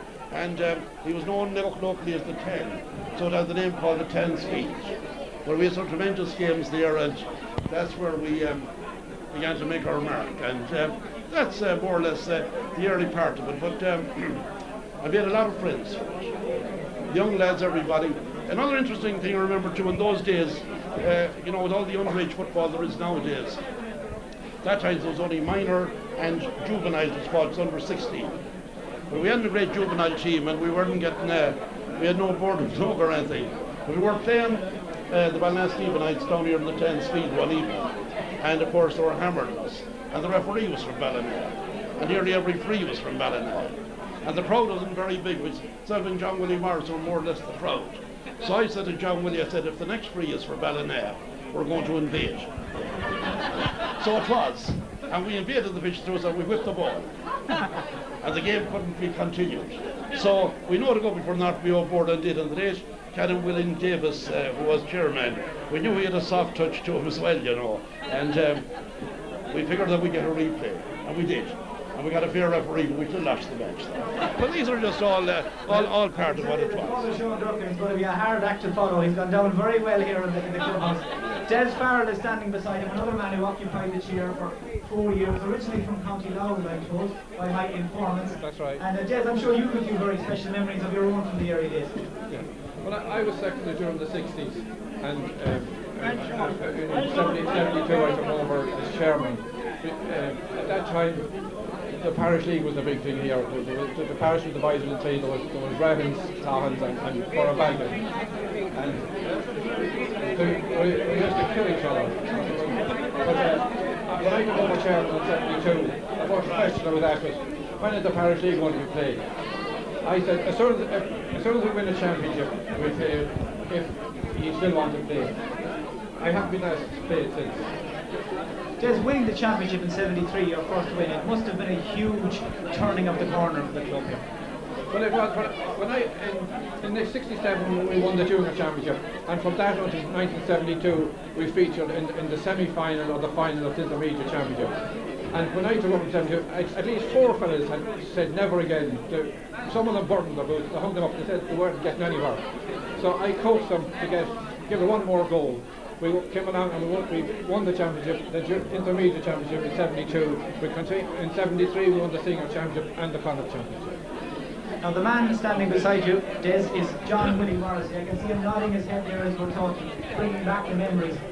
John Willie, you're one of the founding members of the club. Yes. And I'm sure it must do your heart good to see the success stories of the 80s and 90s continuing the great tradition. Well, yes, I'm honoured and pleasure to be here tonight and to see how far we have come along. In those days, you see, money was very scarce and we had no money to run those clubs. All we had was dependent on the people of the parish. And we took over Crahan School. The late Father Morden gave the school to us. And we started running hops in those days. And the bands were £4. And then if we had a good night, we'd give the band £8. And it was very hard. Like, 1 and 6 and a half a crown in those days. And there was no such thing as brown envelopes in those days, because if they got a brown envelope, there was nothing in it.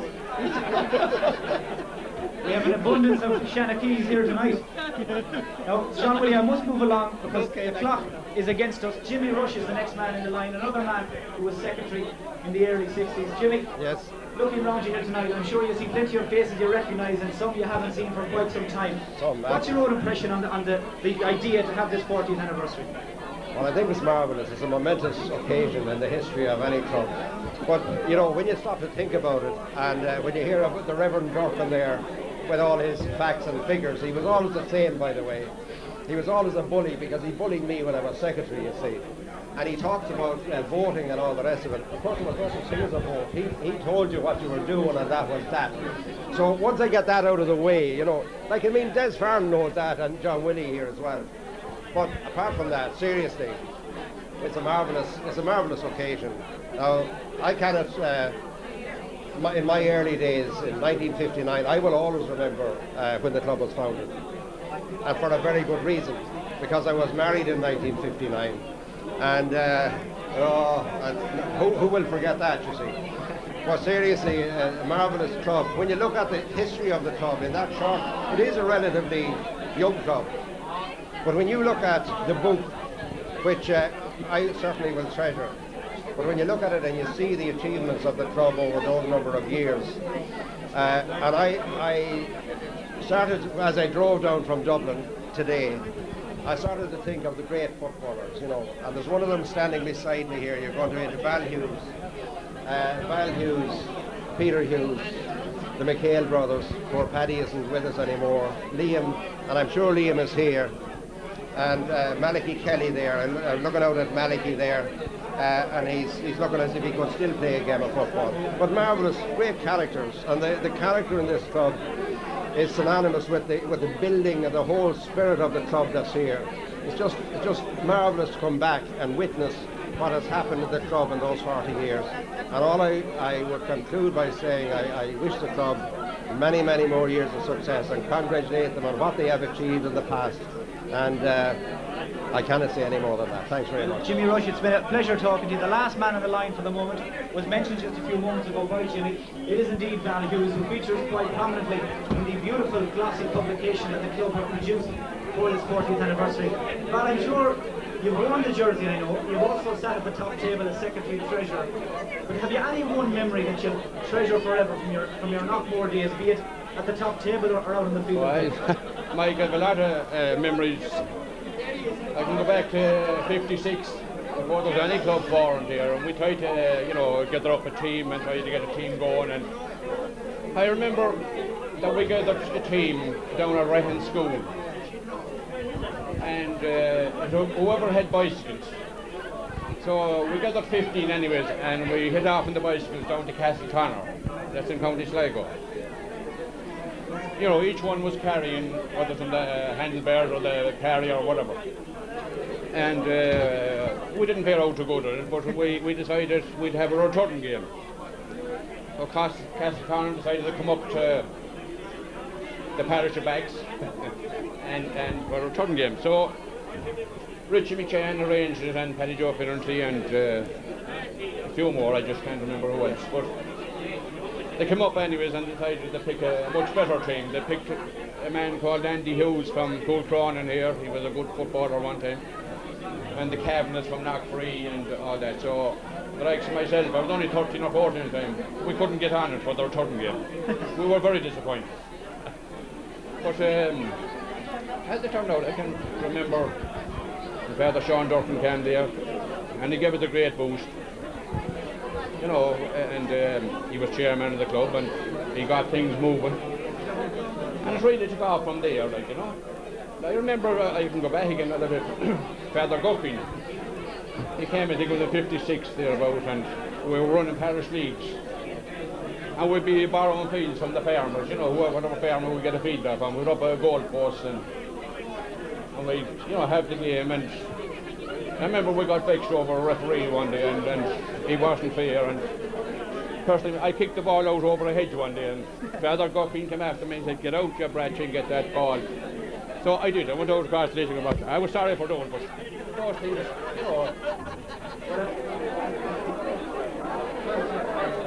The next group of men I'm going to talk to are the captains. Men who have captained Knockmore to some of them not won county titles, but provincial ones as well. Unfortunately, Christy Hughes, who captained Knockmore to their first county title in 1973, can't be with us. But a man who can is Tommy Ward. It tells me here, Tommy, 1980 you were the man that wore the captain's armband and defeated the Castlebar Mitchells. It's not today or yesterday. No, it's a few years ago now, Mike, but I remember that day vividly. Previous to the match, I got sick and I couldn't take the field at the beginning, and Seamus Durkin took over for me and he captained the team. As the game went on, Knockmore won that game very well, and coming towards the end, Castlebar got a few scores. And in the second half I came on and I lifted the Moorcare club, and I was very proud. And when I think of I was very honoured when I think of the club and the great people I played with, and I was very happy that day. Now, two men standing beside you, I'm going to move on to next. Eugene. Yourself first, Eugene. You must have something that sticks in the back of your mind from 83. Again, the piece of paper is telling me Davits. That was the county final point Brogan kicked 12 points, if memory serves me correct. Yeah, that was the day that Porrick. As I look back on the 83 final, I look back with pride and sadness. Proud at what we achieved on that day, but also sadness that the man that welded or gelled us all together, Paddy McHale, Paddy is no longer with us. And there is a certain amount of sadness here tonight. All that he did with the club, and that he isn't here, we're celebrating. But on that match itself, Yeah, Brogan that day kicked wonderful points. But I've looked at that match many a time. It was a great game of football. And I'd say it was the hardest game of football ever I played in. Now 12 months later, the man beside you, Desi Rutledge, was captain, will Knockmore beat Clackett. Desi, just maybe in your own words briefly, what does it mean to you? What did it mean to you back then to captain Knockmore to win the World Cup? Well, I was very lucky and honoured to be captain, and it was centenary year and we had back-to-back titles. And it was, again, the team performance. And we came into a team in the late 70s that was very established with the Hugheses and McHale's and Wards and these. And we had a good minor and under 21 team in 75. And that was the backbone of what made up the 80 final and the 83 and 84. We came into the senior team and we just boosted it up. Some of us made it. And as I say, I was honoured to be captain, especially in a centenary year, which was very important. Now 5 years later, the man beside Desi, Frank Mulvihill, captained Knockmore to victory over Kiltane. From talking to a few people around here, Frank, they tell me it was a tough one. I have a feeling that could be an understatement. It sure is. It's a very tough game. We were leading very well early on in the first half, and as the game progressed, Kiltane came back at us, and we just managed to hold out for a 1-point win. It was a very tough game, very difficult conditions. But again, I was very honoured to have captained a Knockmore team that day. And I'd like to reiterate what Eugene has said there, that whilst we're celebrating here tonight, the man that was in charge of us that day, Paddy McHale, is no longer with us, and I'd just like to remember him tonight. Now in 1992 came another win. Nigel Reid was captain then. Unfortunately, he can't be with us either tonight. But Hughie Langan was the man who lifted the cup in 96. Hughie, you're looking very relaxed tonight. You don't seem to be fazed by this at all. Yes, I lifted the cup, but I'd say the best moment I had in 96 was scoring a point for Knockmore in the Connacht final. I think that'll stick in my mind for a long, long time. Now a year later, Kevin beside you was captain, but you must have been looking on a little bit of envy maybe, wishing you were the man that was up there leading them out in the field, or were you just as happy to be part of it all? I was happy. I was sub that year, so I was happy enough. And what more can I say? Now, as Hughie said, and put it so sweetly there, what more could he say? And that leads me on to Kevin Staunton, who, like the rest of us here, has one eye on the watch. Kevin, 97 will be forever remembered as a year that Knockmore had really the fantastic run through the county and through the province, and he literally came within a couple of kicks to the ball of winning an All-Ireland title. What are your own memories now, 2 years later, looking back on that great day for Going into the All-Ireland final, we were very confident. I suppose our real downfall was we had such an impressive win over Éire Óg, and maybe expectations were too high. And maybe on the day, I think we got a small bit carried away with it. We thought, I think if we had a tougher run maybe against Éire Óg, we probably would have gone on to win that All-Ireland. But we won so impressively on the day. I think maybe we didn't do ourselves justice in Croke Park today, but maybe that's the way things worked out for us. So it was a bit disappointing in the end. But it was a brilliant run to lead your club team around Croke Park on Patrick's Day. Looking back at it though, it hasn't been a bad couple of years for Knockmore. 40 years and 8 county championships. Really, it's unrivaled, certainly in Mayo anyway. It is really like the day of maybe winning a county final in Knockmore isn't classed as a successful year. If other teams win the county final, they think they have a brilliant year, but not in Knockmore. Yeah, you expect to go to bigger heights than that, and maybe we didn't reach it, but maybe we have to go back to maybe basics and go back to winning a county title. Everyone thinks that maybe Knockmore is the team of the past, but I think sometimes people forget maybe last year the team that beat us, Ballina, went on to contest in an All-Ireland final, and this year Crossmolina, who beat us in the first round of the championship, were back in the All-Ireland quarter-final. So I don't think that Knockmore is that far off the mark. People seem to forget that. Well, that's the views of the 6 men who have captained Knockmore to county championships. Some of them have brought them to the cusp of All-Ireland glory as well. And another man who knows all about that All-Ireland final is TJ Burke, chairman of the club in 1997. And I'm sure regardless of the result, TJ, it was a very, very proud day for you to see your own home club and your home parish come so near to victory. Well, Mike, it was a dream come true to see 15 lads from Knockmore walk around Croke Park on Patrick's Day in 1997. For a parish, a small rural parish, to reach an All-Ireland final, I think it's a pinnacle of anybody's dreams in football, And we were disappointed, as Kevin says, that we didn't win it after our performance against Éire Óg. But I felt, you know, that we had played so well against Éire Óg that it would be impossible to repeat that performance. And maybe, you know, we just peaked that 2 weeks too soon. But I still believe there is an All-Ireland in this team. And, you know, I still believe that this team is capable of going on to greater heights, you know. Now we're celebrating the 40th anniversary here tonight. We've talked a lot about the past. Kevin Staunton has touched on the future. What are your own thoughts on the years ahead for Knockmore? Under 14 county title this year, I'm sure it augurs well. Well, I see a bright future for Knockmore because there's a lot of work being done at Borden and Óg all through the years, you know, and all those lads that talked out in Croke Park in '97 all came up through the ranks. They all played at underage. They all had won underage titles. So, you know, success breeds success.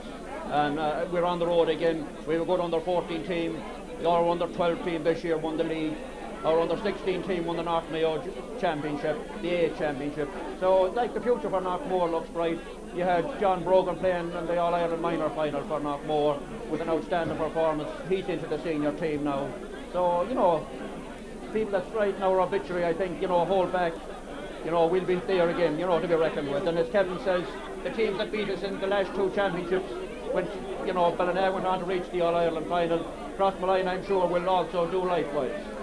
Well, I'm sure the listeners at home would agree. We could stay here and talk football for the night, but we're into time added on at the moment, and another man who I must get to talk to is another former secretary of the club, vice chairman for a time as well, and Mr. Brendan Blewett. You tell me you have an enviable record. You were here when it started. I was here when it started. I was here when it started, and I'm still here at the end of the 40 years. And I hope I'll be around for another one. You've seen a lot of changes, Brendan. I've seen a lot of changes. I've seen a lot of changes. A lot of good changes now. And I saw the time when Father Gordon said, well, cock shots for them all. And some of them used to say all they needed was 15 jerseys to beat Knockmore, but boy, how it has changed. Now, Father Sean Durkin made the point earlier on that in the early days, Knockmore was seen as cannon fodder really for the big guns. I have a feeling that won't be happening for a while. I hope not. It's looking good for us now. I think we're going as good as ever we will. And long may it continue. Well, that's your people here in the clubhouse tonight that have done a lot of work behind the scenes. One of them is Aidan Mulvihill, secretary, he tells me, from 1986 to 1989. And I think, Aidan, you have one particular highlight that will forever stand out in your mind. Well, I think it was 1989 when Knockmore won so many trophies. County Championship, Super League, the League, and a lot of underage championships. And I suppose the fact that my brother Frank, who's my twin brother, he was captain that year, and that made it even more special for me. Also, it was a year which Mayo were in the All-Ireland final, and as secretary it was a new experience for me having to try and obtain tickets for the All-Ireland. And I remember myself and Paddy Nocton, who was the chairman at the time and an excellent chairman, we had to travel to Balahi and Derry. We went up one night and down again the same night to try and acquire tickets for the club. And those were just some of the special memories for that year, and there were lots over the years. Now, I'm sure, as Aidan will agree, an awful lot of work has to go into a night like this. And to be fair, everything has run like clockwork. A beautiful, glossy publication has been produced to commemorate the 40th anniversary. And although he wouldn't admit it himself, one man who has played a huge part in it all is the current PRO, the current manager of the senior team, Eamon Clark. Eamon, I'm sure you're quite content to see that everything has passed off without incident so far at least. Yeah, Mike, a great night for the club, a great night for Knockmore. And I think it's a great night for our chairman because he was the first person who put this together, and everybody just rode in behind him and got on with it and put the book together, as you say. It's a magnificent publication and it will be historic, and I know it will last in this club for many, many years to come. And we're proud tonight. We can all hold our heads high. We're very proud as a club. We have had great success over the years, and I have no doubt, but in the years to come it will continue in Knockmore, because the Knockmore people are that kind. They don't settle for second best. They want to be the best. They have proved that over the years, and you know, it's historic and they're in the record books, and time will always show that Knockmore will be successful right in the future as they have in the past. Now, I know we're deep into stoppage time, but I'm sure the listeners at home would not forgive me if I didn't ask Eamon this question. Eamon, you've been part of Knockmore and the club itself for a long, long time, but you must have one particular little moment or incident or highlight that you particularly treasure. And on a night like this, I'm sure it's only appropriate to ask you what it is. Well, I suppose there have been many, Mike, but I suppose the greatest moment was when we beat Éire Óg and Mullingar and went on to the All-Ireland final. To go into Croke Park to win that All-Ireland final was probably the greatest moment. Didn't work out on the day. Sport is like that. You know, it takes no pity on you. You know, we lost on the day to a great Crossmaglen team. But Knockmore will be back, and I have no doubt in the future a Knockmore team will go back to Croke Park. Well, I'm told we can fit in one more man. He's been waiting patiently to talk to us. And he is Noel McHale, a former chairman of the club as well. Noel, I'm sure you'll agree with everybody else. There's a lot of faces around here. Some of them haven't been listening as attentively as others. But it's a wonderful night, a night of reunion, a night of memories, walking down memory lane. I'm sure a night of great pleasure for yourself as well. Well, this is this, and said looking at the old and young, and as somebody said earlier on there, we must think back at the people that started it. Some names in particular, like the late great Paddy McHale, the John Hagley's father Durkin, them are the people that made the club. And them are the people we have to thank at the end of the day for what we are today. It's a great club, we have made great progress, and as I said, we'd have to thank them people. Well, seeing as you're the last man on the list, certainly from inside the clubhouse, and I think from the entire programme tonight, I'll have to ask you one final question. What's the secret? What was the secret? The secret was the foundation that was laid at the start. Hard work, dedication, and the love of football, I think yourself. I think that was it.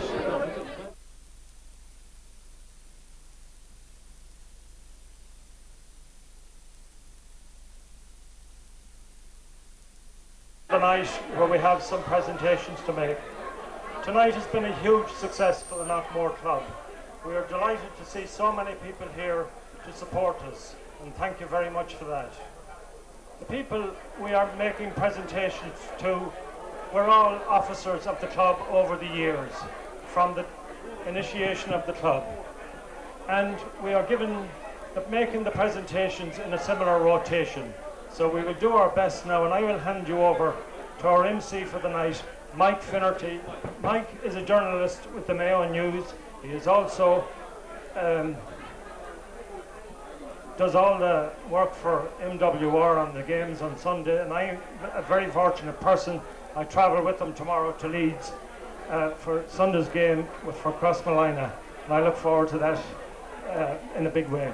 So I hand you over to Mike.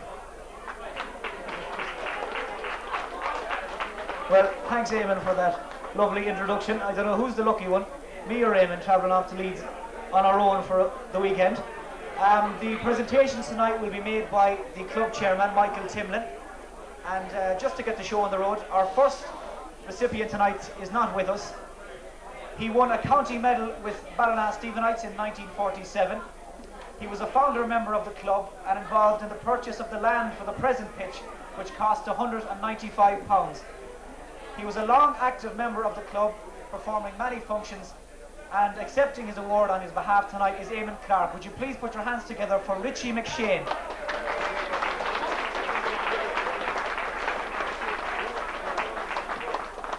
Our second recipient is another man who has long been synonymous with the club, a club trustee. He's had a long active service as a player and an organiser, and his father, Jim Kelly, was a founder member of the club. He currently is the manager of the girls under-16 team. He's Malky Kelly.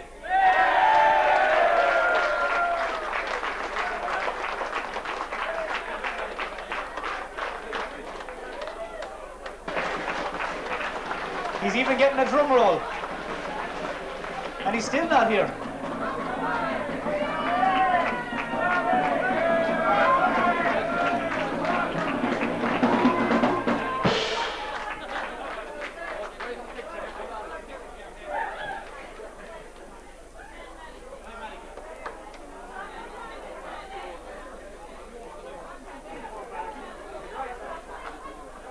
Reception of the night, I'm quite sure about that.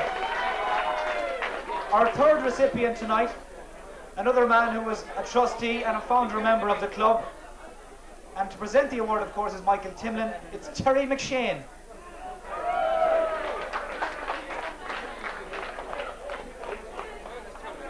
Here either. He was the first chairman of the club in 1959. He brought about the organisation and the unity in forming the club. Ladies and gentlemen, please show your appreciation for Father Patrick Guckian. And again, Chairman Timlin will be hanging on to that award. Our fifth recipient was on the radio a while ago, and we had a job to get him off. He'd still be talking, I think, if we let him. He was the second chairman of the club and reigned for 13 years. He brought about the affiliation of the club to the county board. He's on the way to pick up the award before I'm finished. Canon Sean Durkin.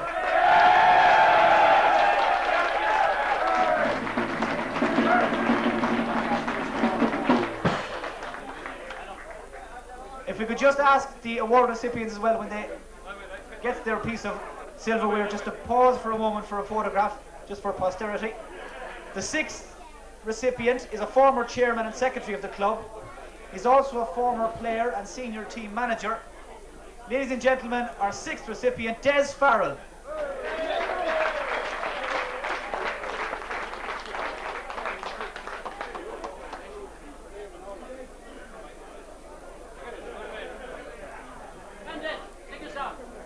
Mike asked on the radio earlier on, what was the secret of the success of Knockmore? I think you have your answer here if you look around you. Ladies and gentlemen, that was Des Farrell. Our seventh recipient is not here either tonight. He was chairman for 9 years from 1977 to 1986. He won 3 county senior titles and numerous underage titles during his reign. Jack McNeely. And his son John, I think, is coming forward to accept the award on his behalf.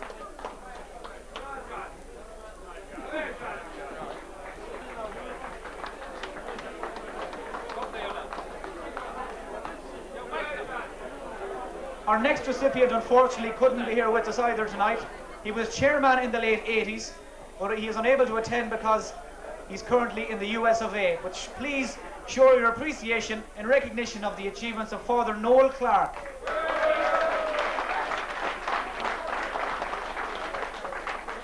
Our next award winner has had quite a spectacular last 5 or 6 days. He was a player in the late 60s for Knockmore. He was chairman of the club in the late 80s and also treasurer. And he was also at the helm in 1989 when Knockmore, of course, won the Moclair Cup. He's the current vice chairman of the county board, Paddy Nocton.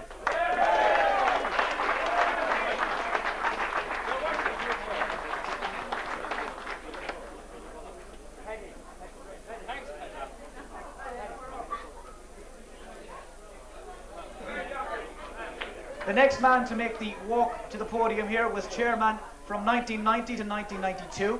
He also played throughout the 70s, 80s and 90s, and I'm told he's one of the elder statesmen of the famous McHale clan of Garraclough. Now, I didn't write it, but ladies and gentlemen, please show your appreciation for Noel McHale.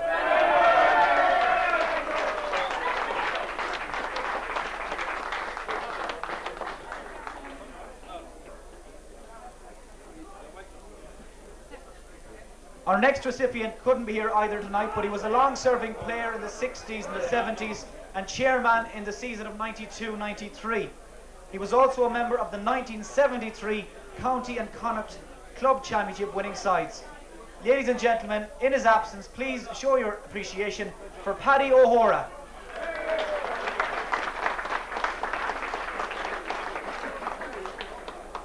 The next man is very much here. He was chairman of the club in the most successful years from 1993 to 1997, and of course was at the helm for the All-Ireland Club final against Crossmaglen. He was also chairman of Borden Oak from 1989 to 1993. He is, of course, the one and only TJ Burke.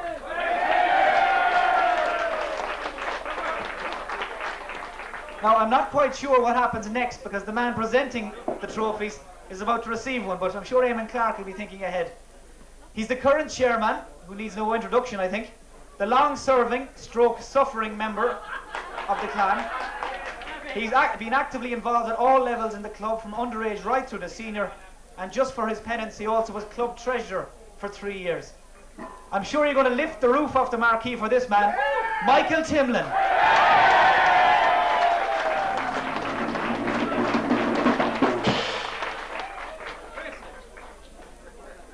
The next recipient was the first secretary of the club and also one of the star players.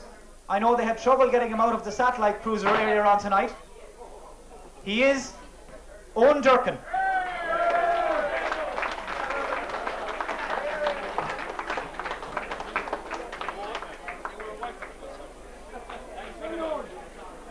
Now the next man to make the long walk tells me earlier on that he was around when it all began and he's still standing.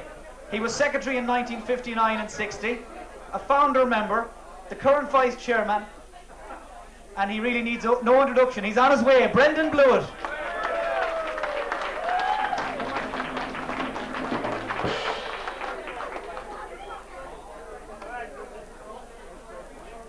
Our next recipient, unfortunately, has passed away, but he was one of the founder members of the club, a player and secretary in the early 60s, and is sadly missed by everyone involved with Knockmore since his untimely death. On behalf of the late Paddy Finnerty, here to accept his award is his wife, Eileen.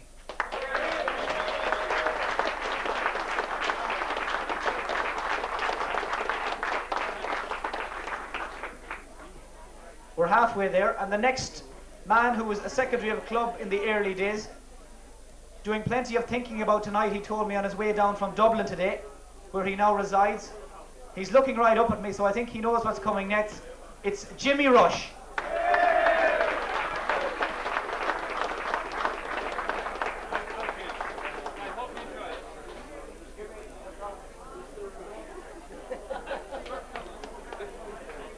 The next award recipient told me earlier on the radio, so I presume it's true, that he remembers a day when he carried a few Knockmore footballers on the crossbar of his bike up to Sligo.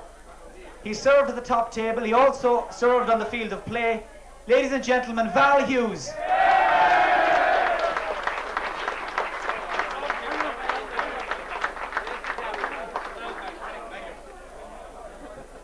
Our next award winner unfortunately cannot be with us, but he was a member of the junior championship winning team back in 1967.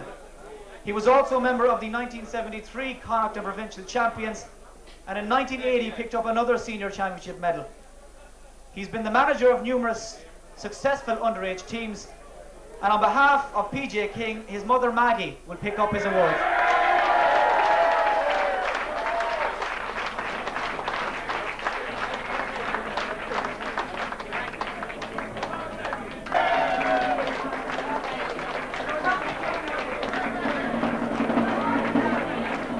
One of the most popular people here in the clubhouse tonight.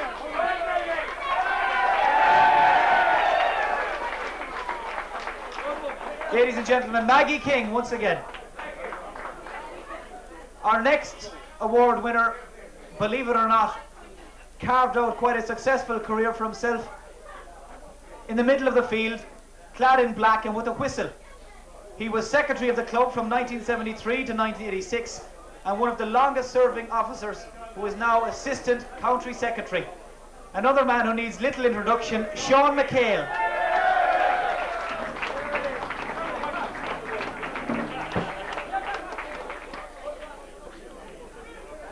Our next award winner is the twin brother of the man with the most fashionable tie in the entire clubhouse tonight. That is definitely beyond doubt.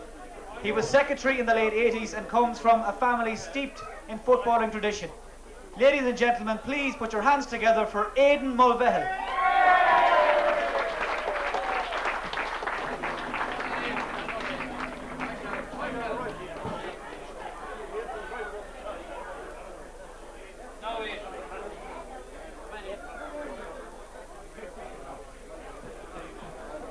Our next recipient was secretary of the club from 1990 to 1994. A son of Jackie, he was a player in the 80s and a very successful underage one at that. He now holds the position of chairman of the Borden Oak section of the club. Ladies and gentlemen, award winner number 23 is Sean McLaughlin.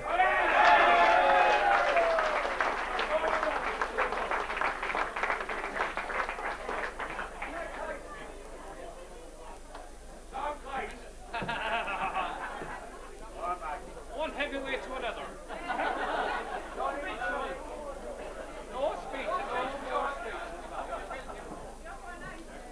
Our next recipient has had a fantastic 12 months. He now holds the position of Secretary of the Mayo Ladies County Board. He was Secretary of Knockmore from 94 to 97 and Treasurer for the 4 years before that. Ladies and gentlemen, PJ Loftus.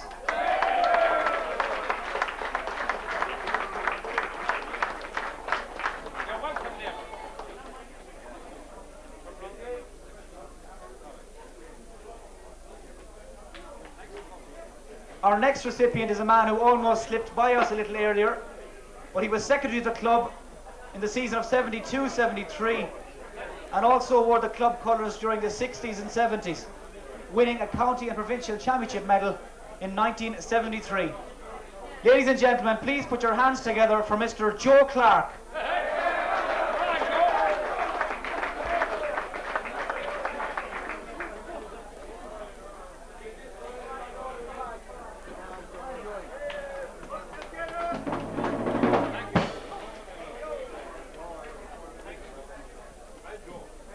Recipient number 25 has had an anxious few hours making sure that everything ran smoothly and like clockwork.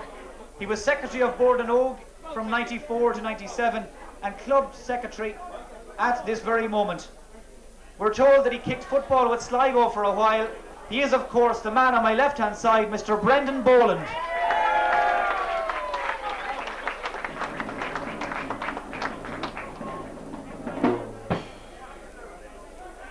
Our next recipient, unfortunately, is another member of the club who has passed away, but he was one of the founder members and a player back in the early 60s.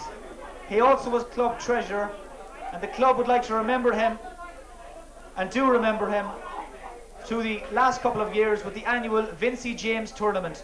On behalf of the late Vincey James, to accept his award is his wife, Bridgie.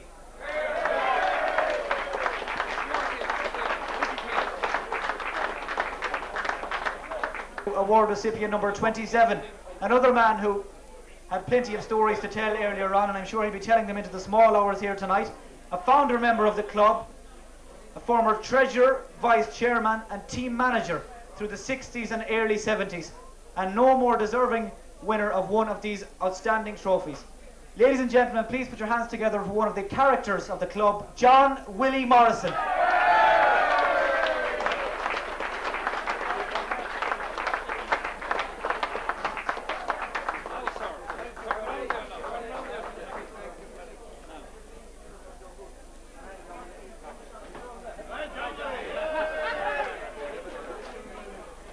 Our next recipient is another who has departed this life, but he was captain back in 1967 when Knockmore won the junior championship. He was also manager of the great side of 73, which won county and provincial honours. He was also involved with the minor champions in 1987, and I've heard his name mentioned a lot since I walked through the doors here at 8 o'clock this evening. One of the finest readers of the game, a motivator, and a dedicated clubman. He is, of course, the late Paddy McHale, and on his behalf, to accept his award is his son, Sean.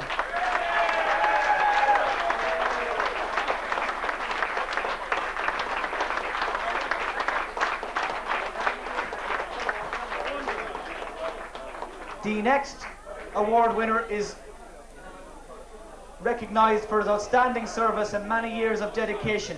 He was a long-serving player, a club treasurer, and I'm told he was better known as the Super Sub. Perhaps that rings a few bells for the next recipient, John McNeely.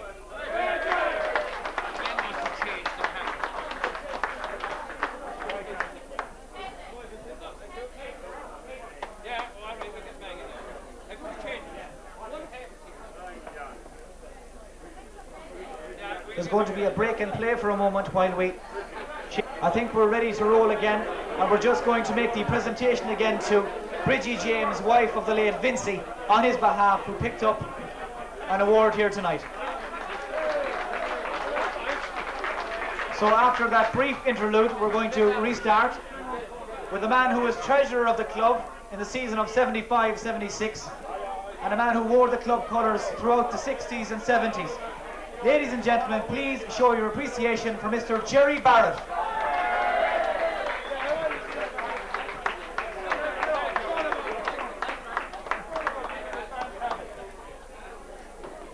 Is It's just been whispered in my ear that he should be picking up the Farmer of the Year award as well.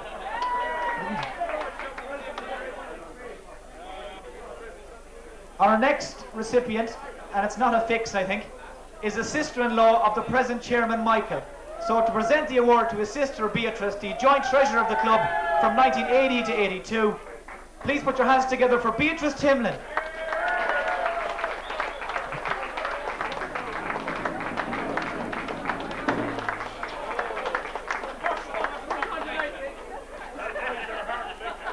And would all the ladies please form an orderly queue for a kiss with Michael Timlin.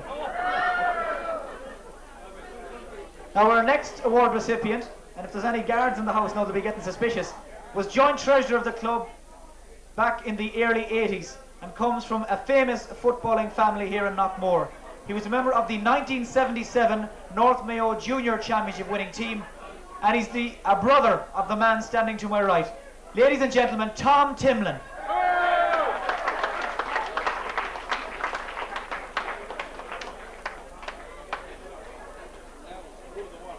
And there'll be no shortage of trophies for the mantelpiece down around the Timlins. Our next award winner unfortunately couldn't be with us here tonight, but he was involved in the club during the early 80s as both a player and a treasurer. Ladies and gentlemen, our 34th award winner of the night is Tony McDonough. And that is another award that Michael will be hanging on to, as will our next winner, who again is not present, but he was a treasurer from 83 to 85 and a sister of the former player Michael. She was also a treasurer during the very successful period in the early 1980s, Joan Malloy.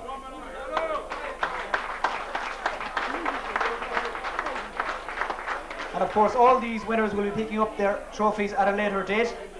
The next man is very much here tonight. Another man, a long-serving member of the club, a treasurer and a county board delegate for many years, and he's the current representative on the North Mayo board. He is, of course, Paddy Joe O'Hora.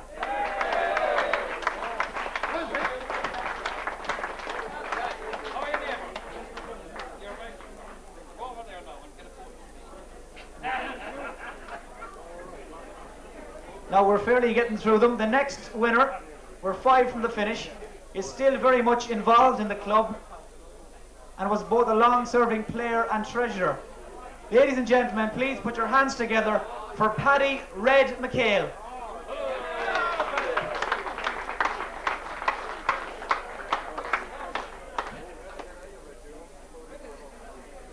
For a while, I'm sure he'll surface.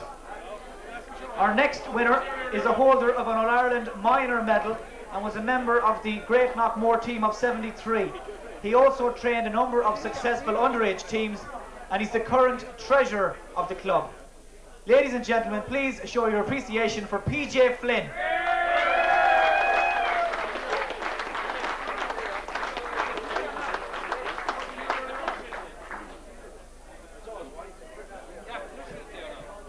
I think our last few winners have been detained at the bar. Michael is going to hang on to that one as well. I'm sure PJ will surface.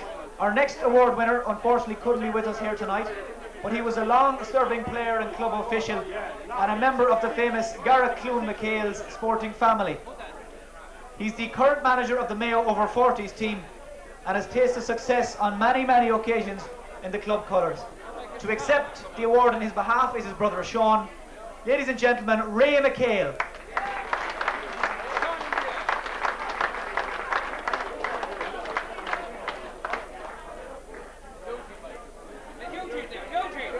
Eugene maybe might come forward. Ladies and gentlemen, Eugene McHale on behalf of Ray.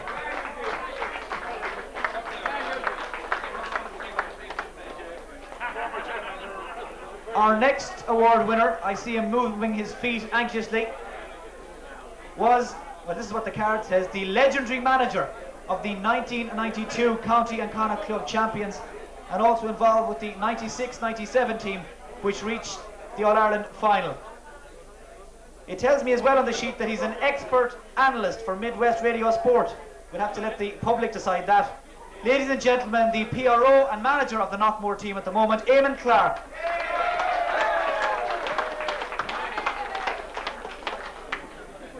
Our next recipient is a man who was the PRO for many years and has been a member of the club since the 1970s and one of the club's best supporters. My informant tells me he has a great head for heights. Ladies and gentlemen, Tommy Welch.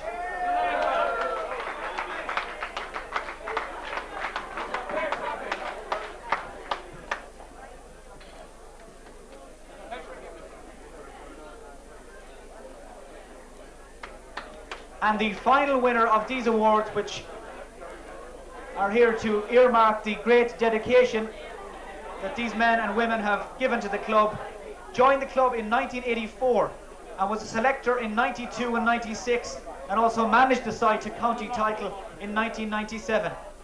He's a man who has performed miracles with his hands. He is indeed Dr. Michael Moffat.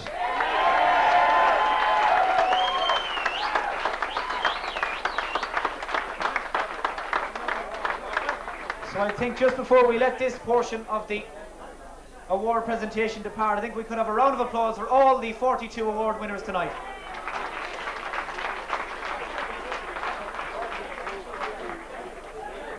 Next we move on to the section of the presentation ceremony which rewards people who have shown outstanding dedication, commitment and excellence to Gaelic games, and all of whom are members of the Knockmore Club.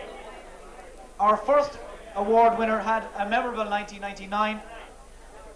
The side she was involved with going all the way to All-Ireland glory and ending the long, long famine. She currently occupies the position of Mayo Ladies Chairperson. Ladies and gentlemen, the first award winner, Agnes Mulligan.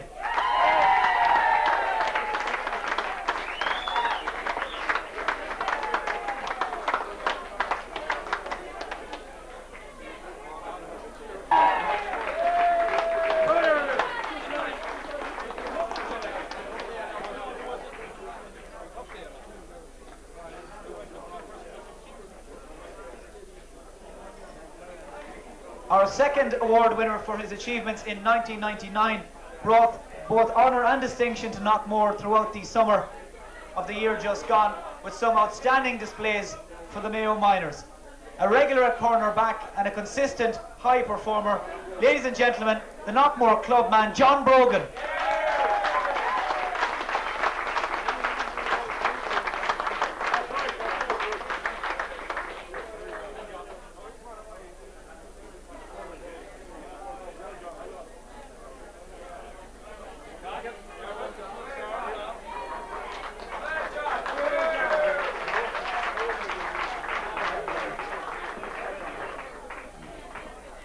The third award for the year just past goes to 4 different individuals who played a huge part in the successful year of the senior team management. No luck in the championship, but still finished with a great run in the league to finish a creditable mid-table.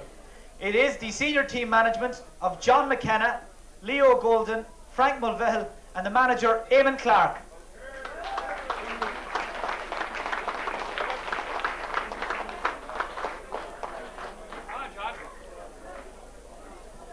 The fourth and penultimate winners of the night are the team's junior team management.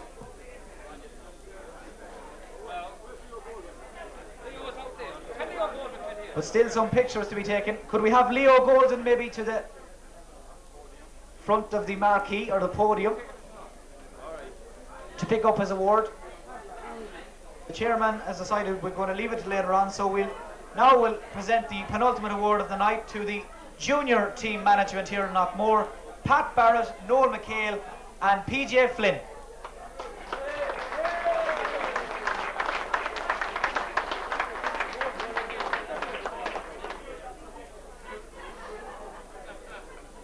Of the night is the big one, and I'm going to hand you over to the chairman of the club, Michael Timlin, to build the drama and create the tension for the Club Man of the Year award. Now, I think it was a very good night. Listen to everybody's talking and everything being said, you know what I mean? And once Karen Durkin enjoyed it, I'd say it was good. Good men. And one thing I'd like to say is I'd like to thank everybody for coming now, because without people, like, we cannot have functions. And it was great to see everyone here tonight. Now, I'll tell you, at 5 o'clock this evening, where we were standing and where you're sitting, I'll tell you one thing and that too. It was like, I don't know what it was called, the tent, but it definitely was water flying in and flying out, and didn't know were we going to complete or not. But in fairness, I have to give credit to people that came here. Now, some of them's not involved in the club at all, but they definitely came along, got stuck in, and helped us to leave this the way it is that you see it tonight. And I think, in fairness to them all, I think it's a credit, and I think they're all due a bowl of us.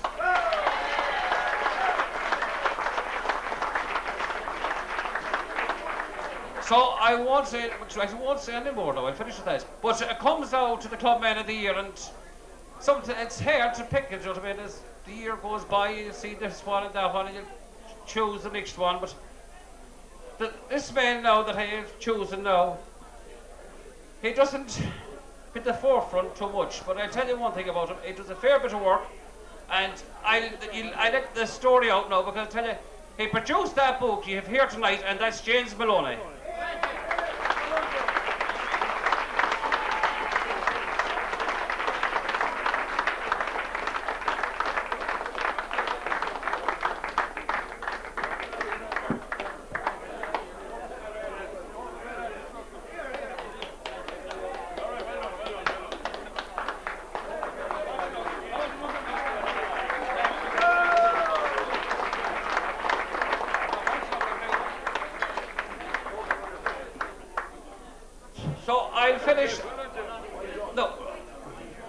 But hold on for a second. I would like to thank Midwest Radio, Mike Fearty, and Anthony Hennigan.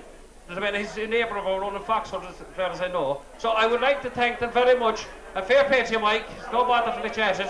You can do it. So that's what it's all about.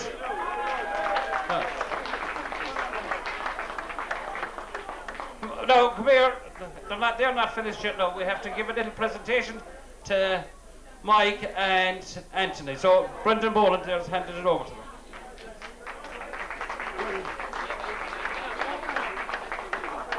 Anthony Hennigan is here around.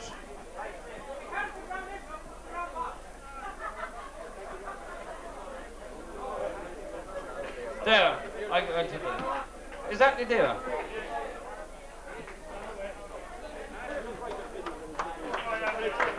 No, Anthony, so you can say you got your first trophy and not more. And hold on now, there's another presentation I'm told now for Kevin Rowland, and Brendan Boland is going doing it. If we could have Kevin here for a moment, please. I hope he's not gone back to Lahardon. As you all remember Kevin in Currabagan School, he did an awful lot of good work with all our youngsters, underage football in parish leagues, and a lot of good work, and he just slipped away on us this summer, so we're delighted to welcome him here tonight. And he has come here with his wife tonight, and they're very welcome, and I want to make a presentation from the club to him for his services through the years, not alone the year, but the years, in the many years that he's been in our parish. So Kevin, if you'll join me here.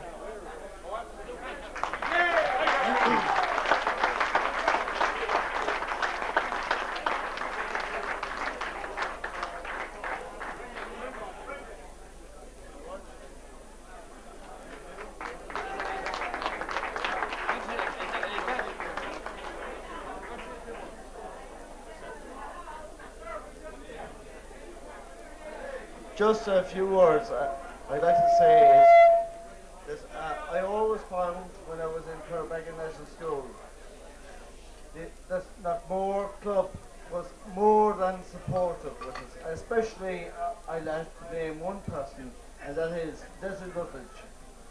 He'd ring up in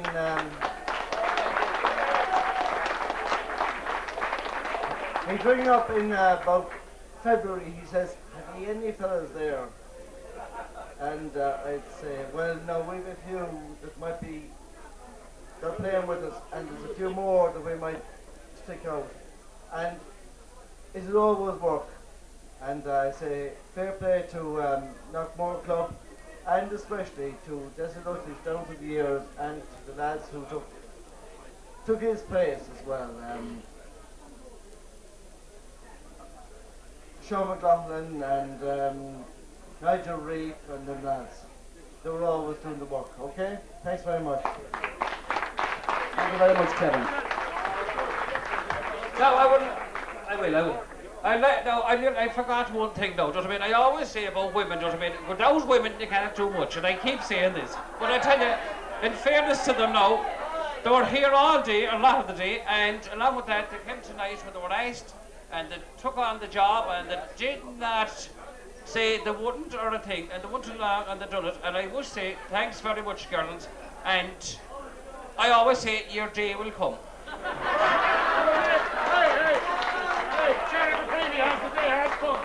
No, Charlie didn't know, Charlie didn't do it. But I want to say, ask Mike, the two selector, two of the junior men is here now.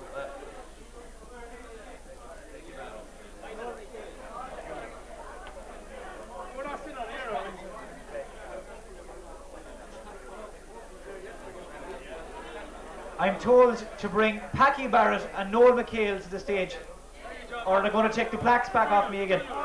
So would Noel McHale and Packy Barrett please come up to accept their awards. And I can tell you, Michael Timlin is a hard act to follow.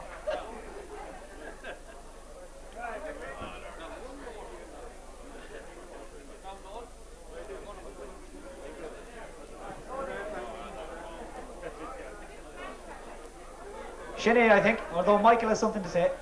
That's a first.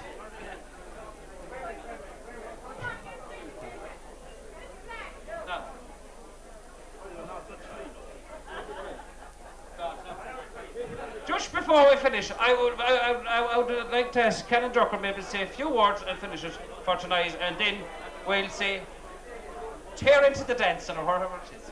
No,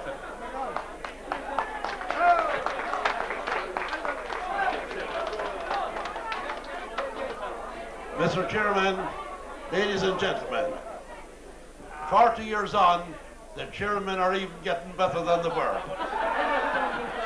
And some of us were fierce good, but we wouldn't hold a candle to this man.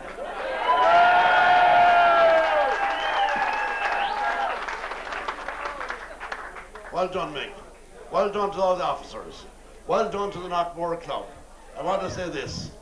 It's a pleasure and a privilege to be here. And I'm so delighted, you know, the success that came over the years. The success is tremendous. And one thing maybe we forget, you know, that we're talking about winning the junior championship in 1967. In 1961, we played in a minor final, the county league, and were beaten by a good Castlebar team that day. Not very much, with a few fellas injured, but that was only in our second year, and we're in a county final. It wasn't bad. I remember the day we beat Balladureen in Charlestown in the semi-final. You think that we won All Ireland. These are all part of the memories, but it's great to be here, to see all of you, and for all of us to be, you know, feeling so well and enjoying the night. And I'm delighted with my trophies, and as we're seeing over here, it's like we're like all stars tonight. So we look at you, don't we? Yeah. Thank you very much, Joe. Thank you very much. Anyway, God bless you, and every good luck. And I hope the Knockmore will win the senior championship next year, as well as a few other things, because the material is there. It's there. Talking to one man tonight, you know, you say maybe the bite has gone out of them a bit. The bite, the football bite. Get back from the table, lads, get fit, and please God, you better say. But thanks very much. It's great to be here, and thank you, Mr. Chairman, for doing a great job. Hello. Before I finish now, I see a former man that played with Ben Mullis and everything is in Ballycastle, and I'd ask Father Kelly to come up and just say, finish it off with a couple of words.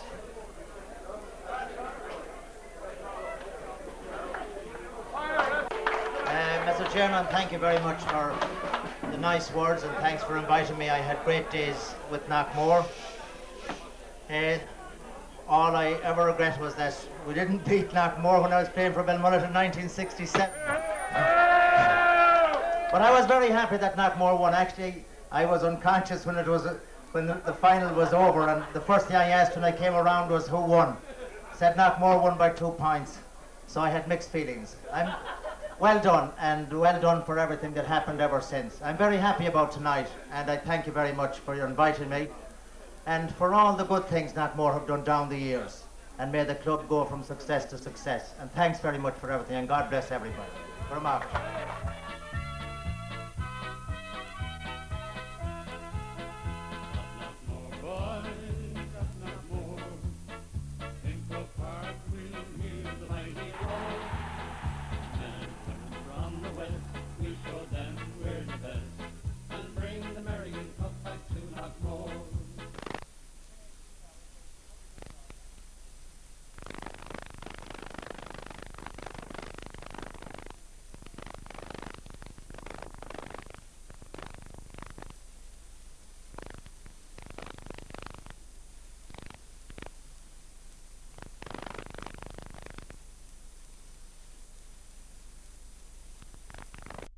Again.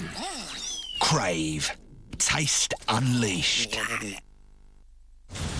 When you have sensitive skin, a lot of things can really irritate your face. Shaving shouldn't be one of them.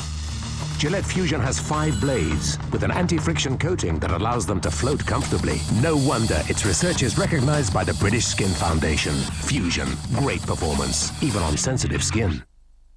In an average lifetime, a person will start their car more than 36,000 times, shut the door more than 73,000 times, pick up 11 hitchhikers, transport 6 washing machines, carry 3 tons of toys to the beach.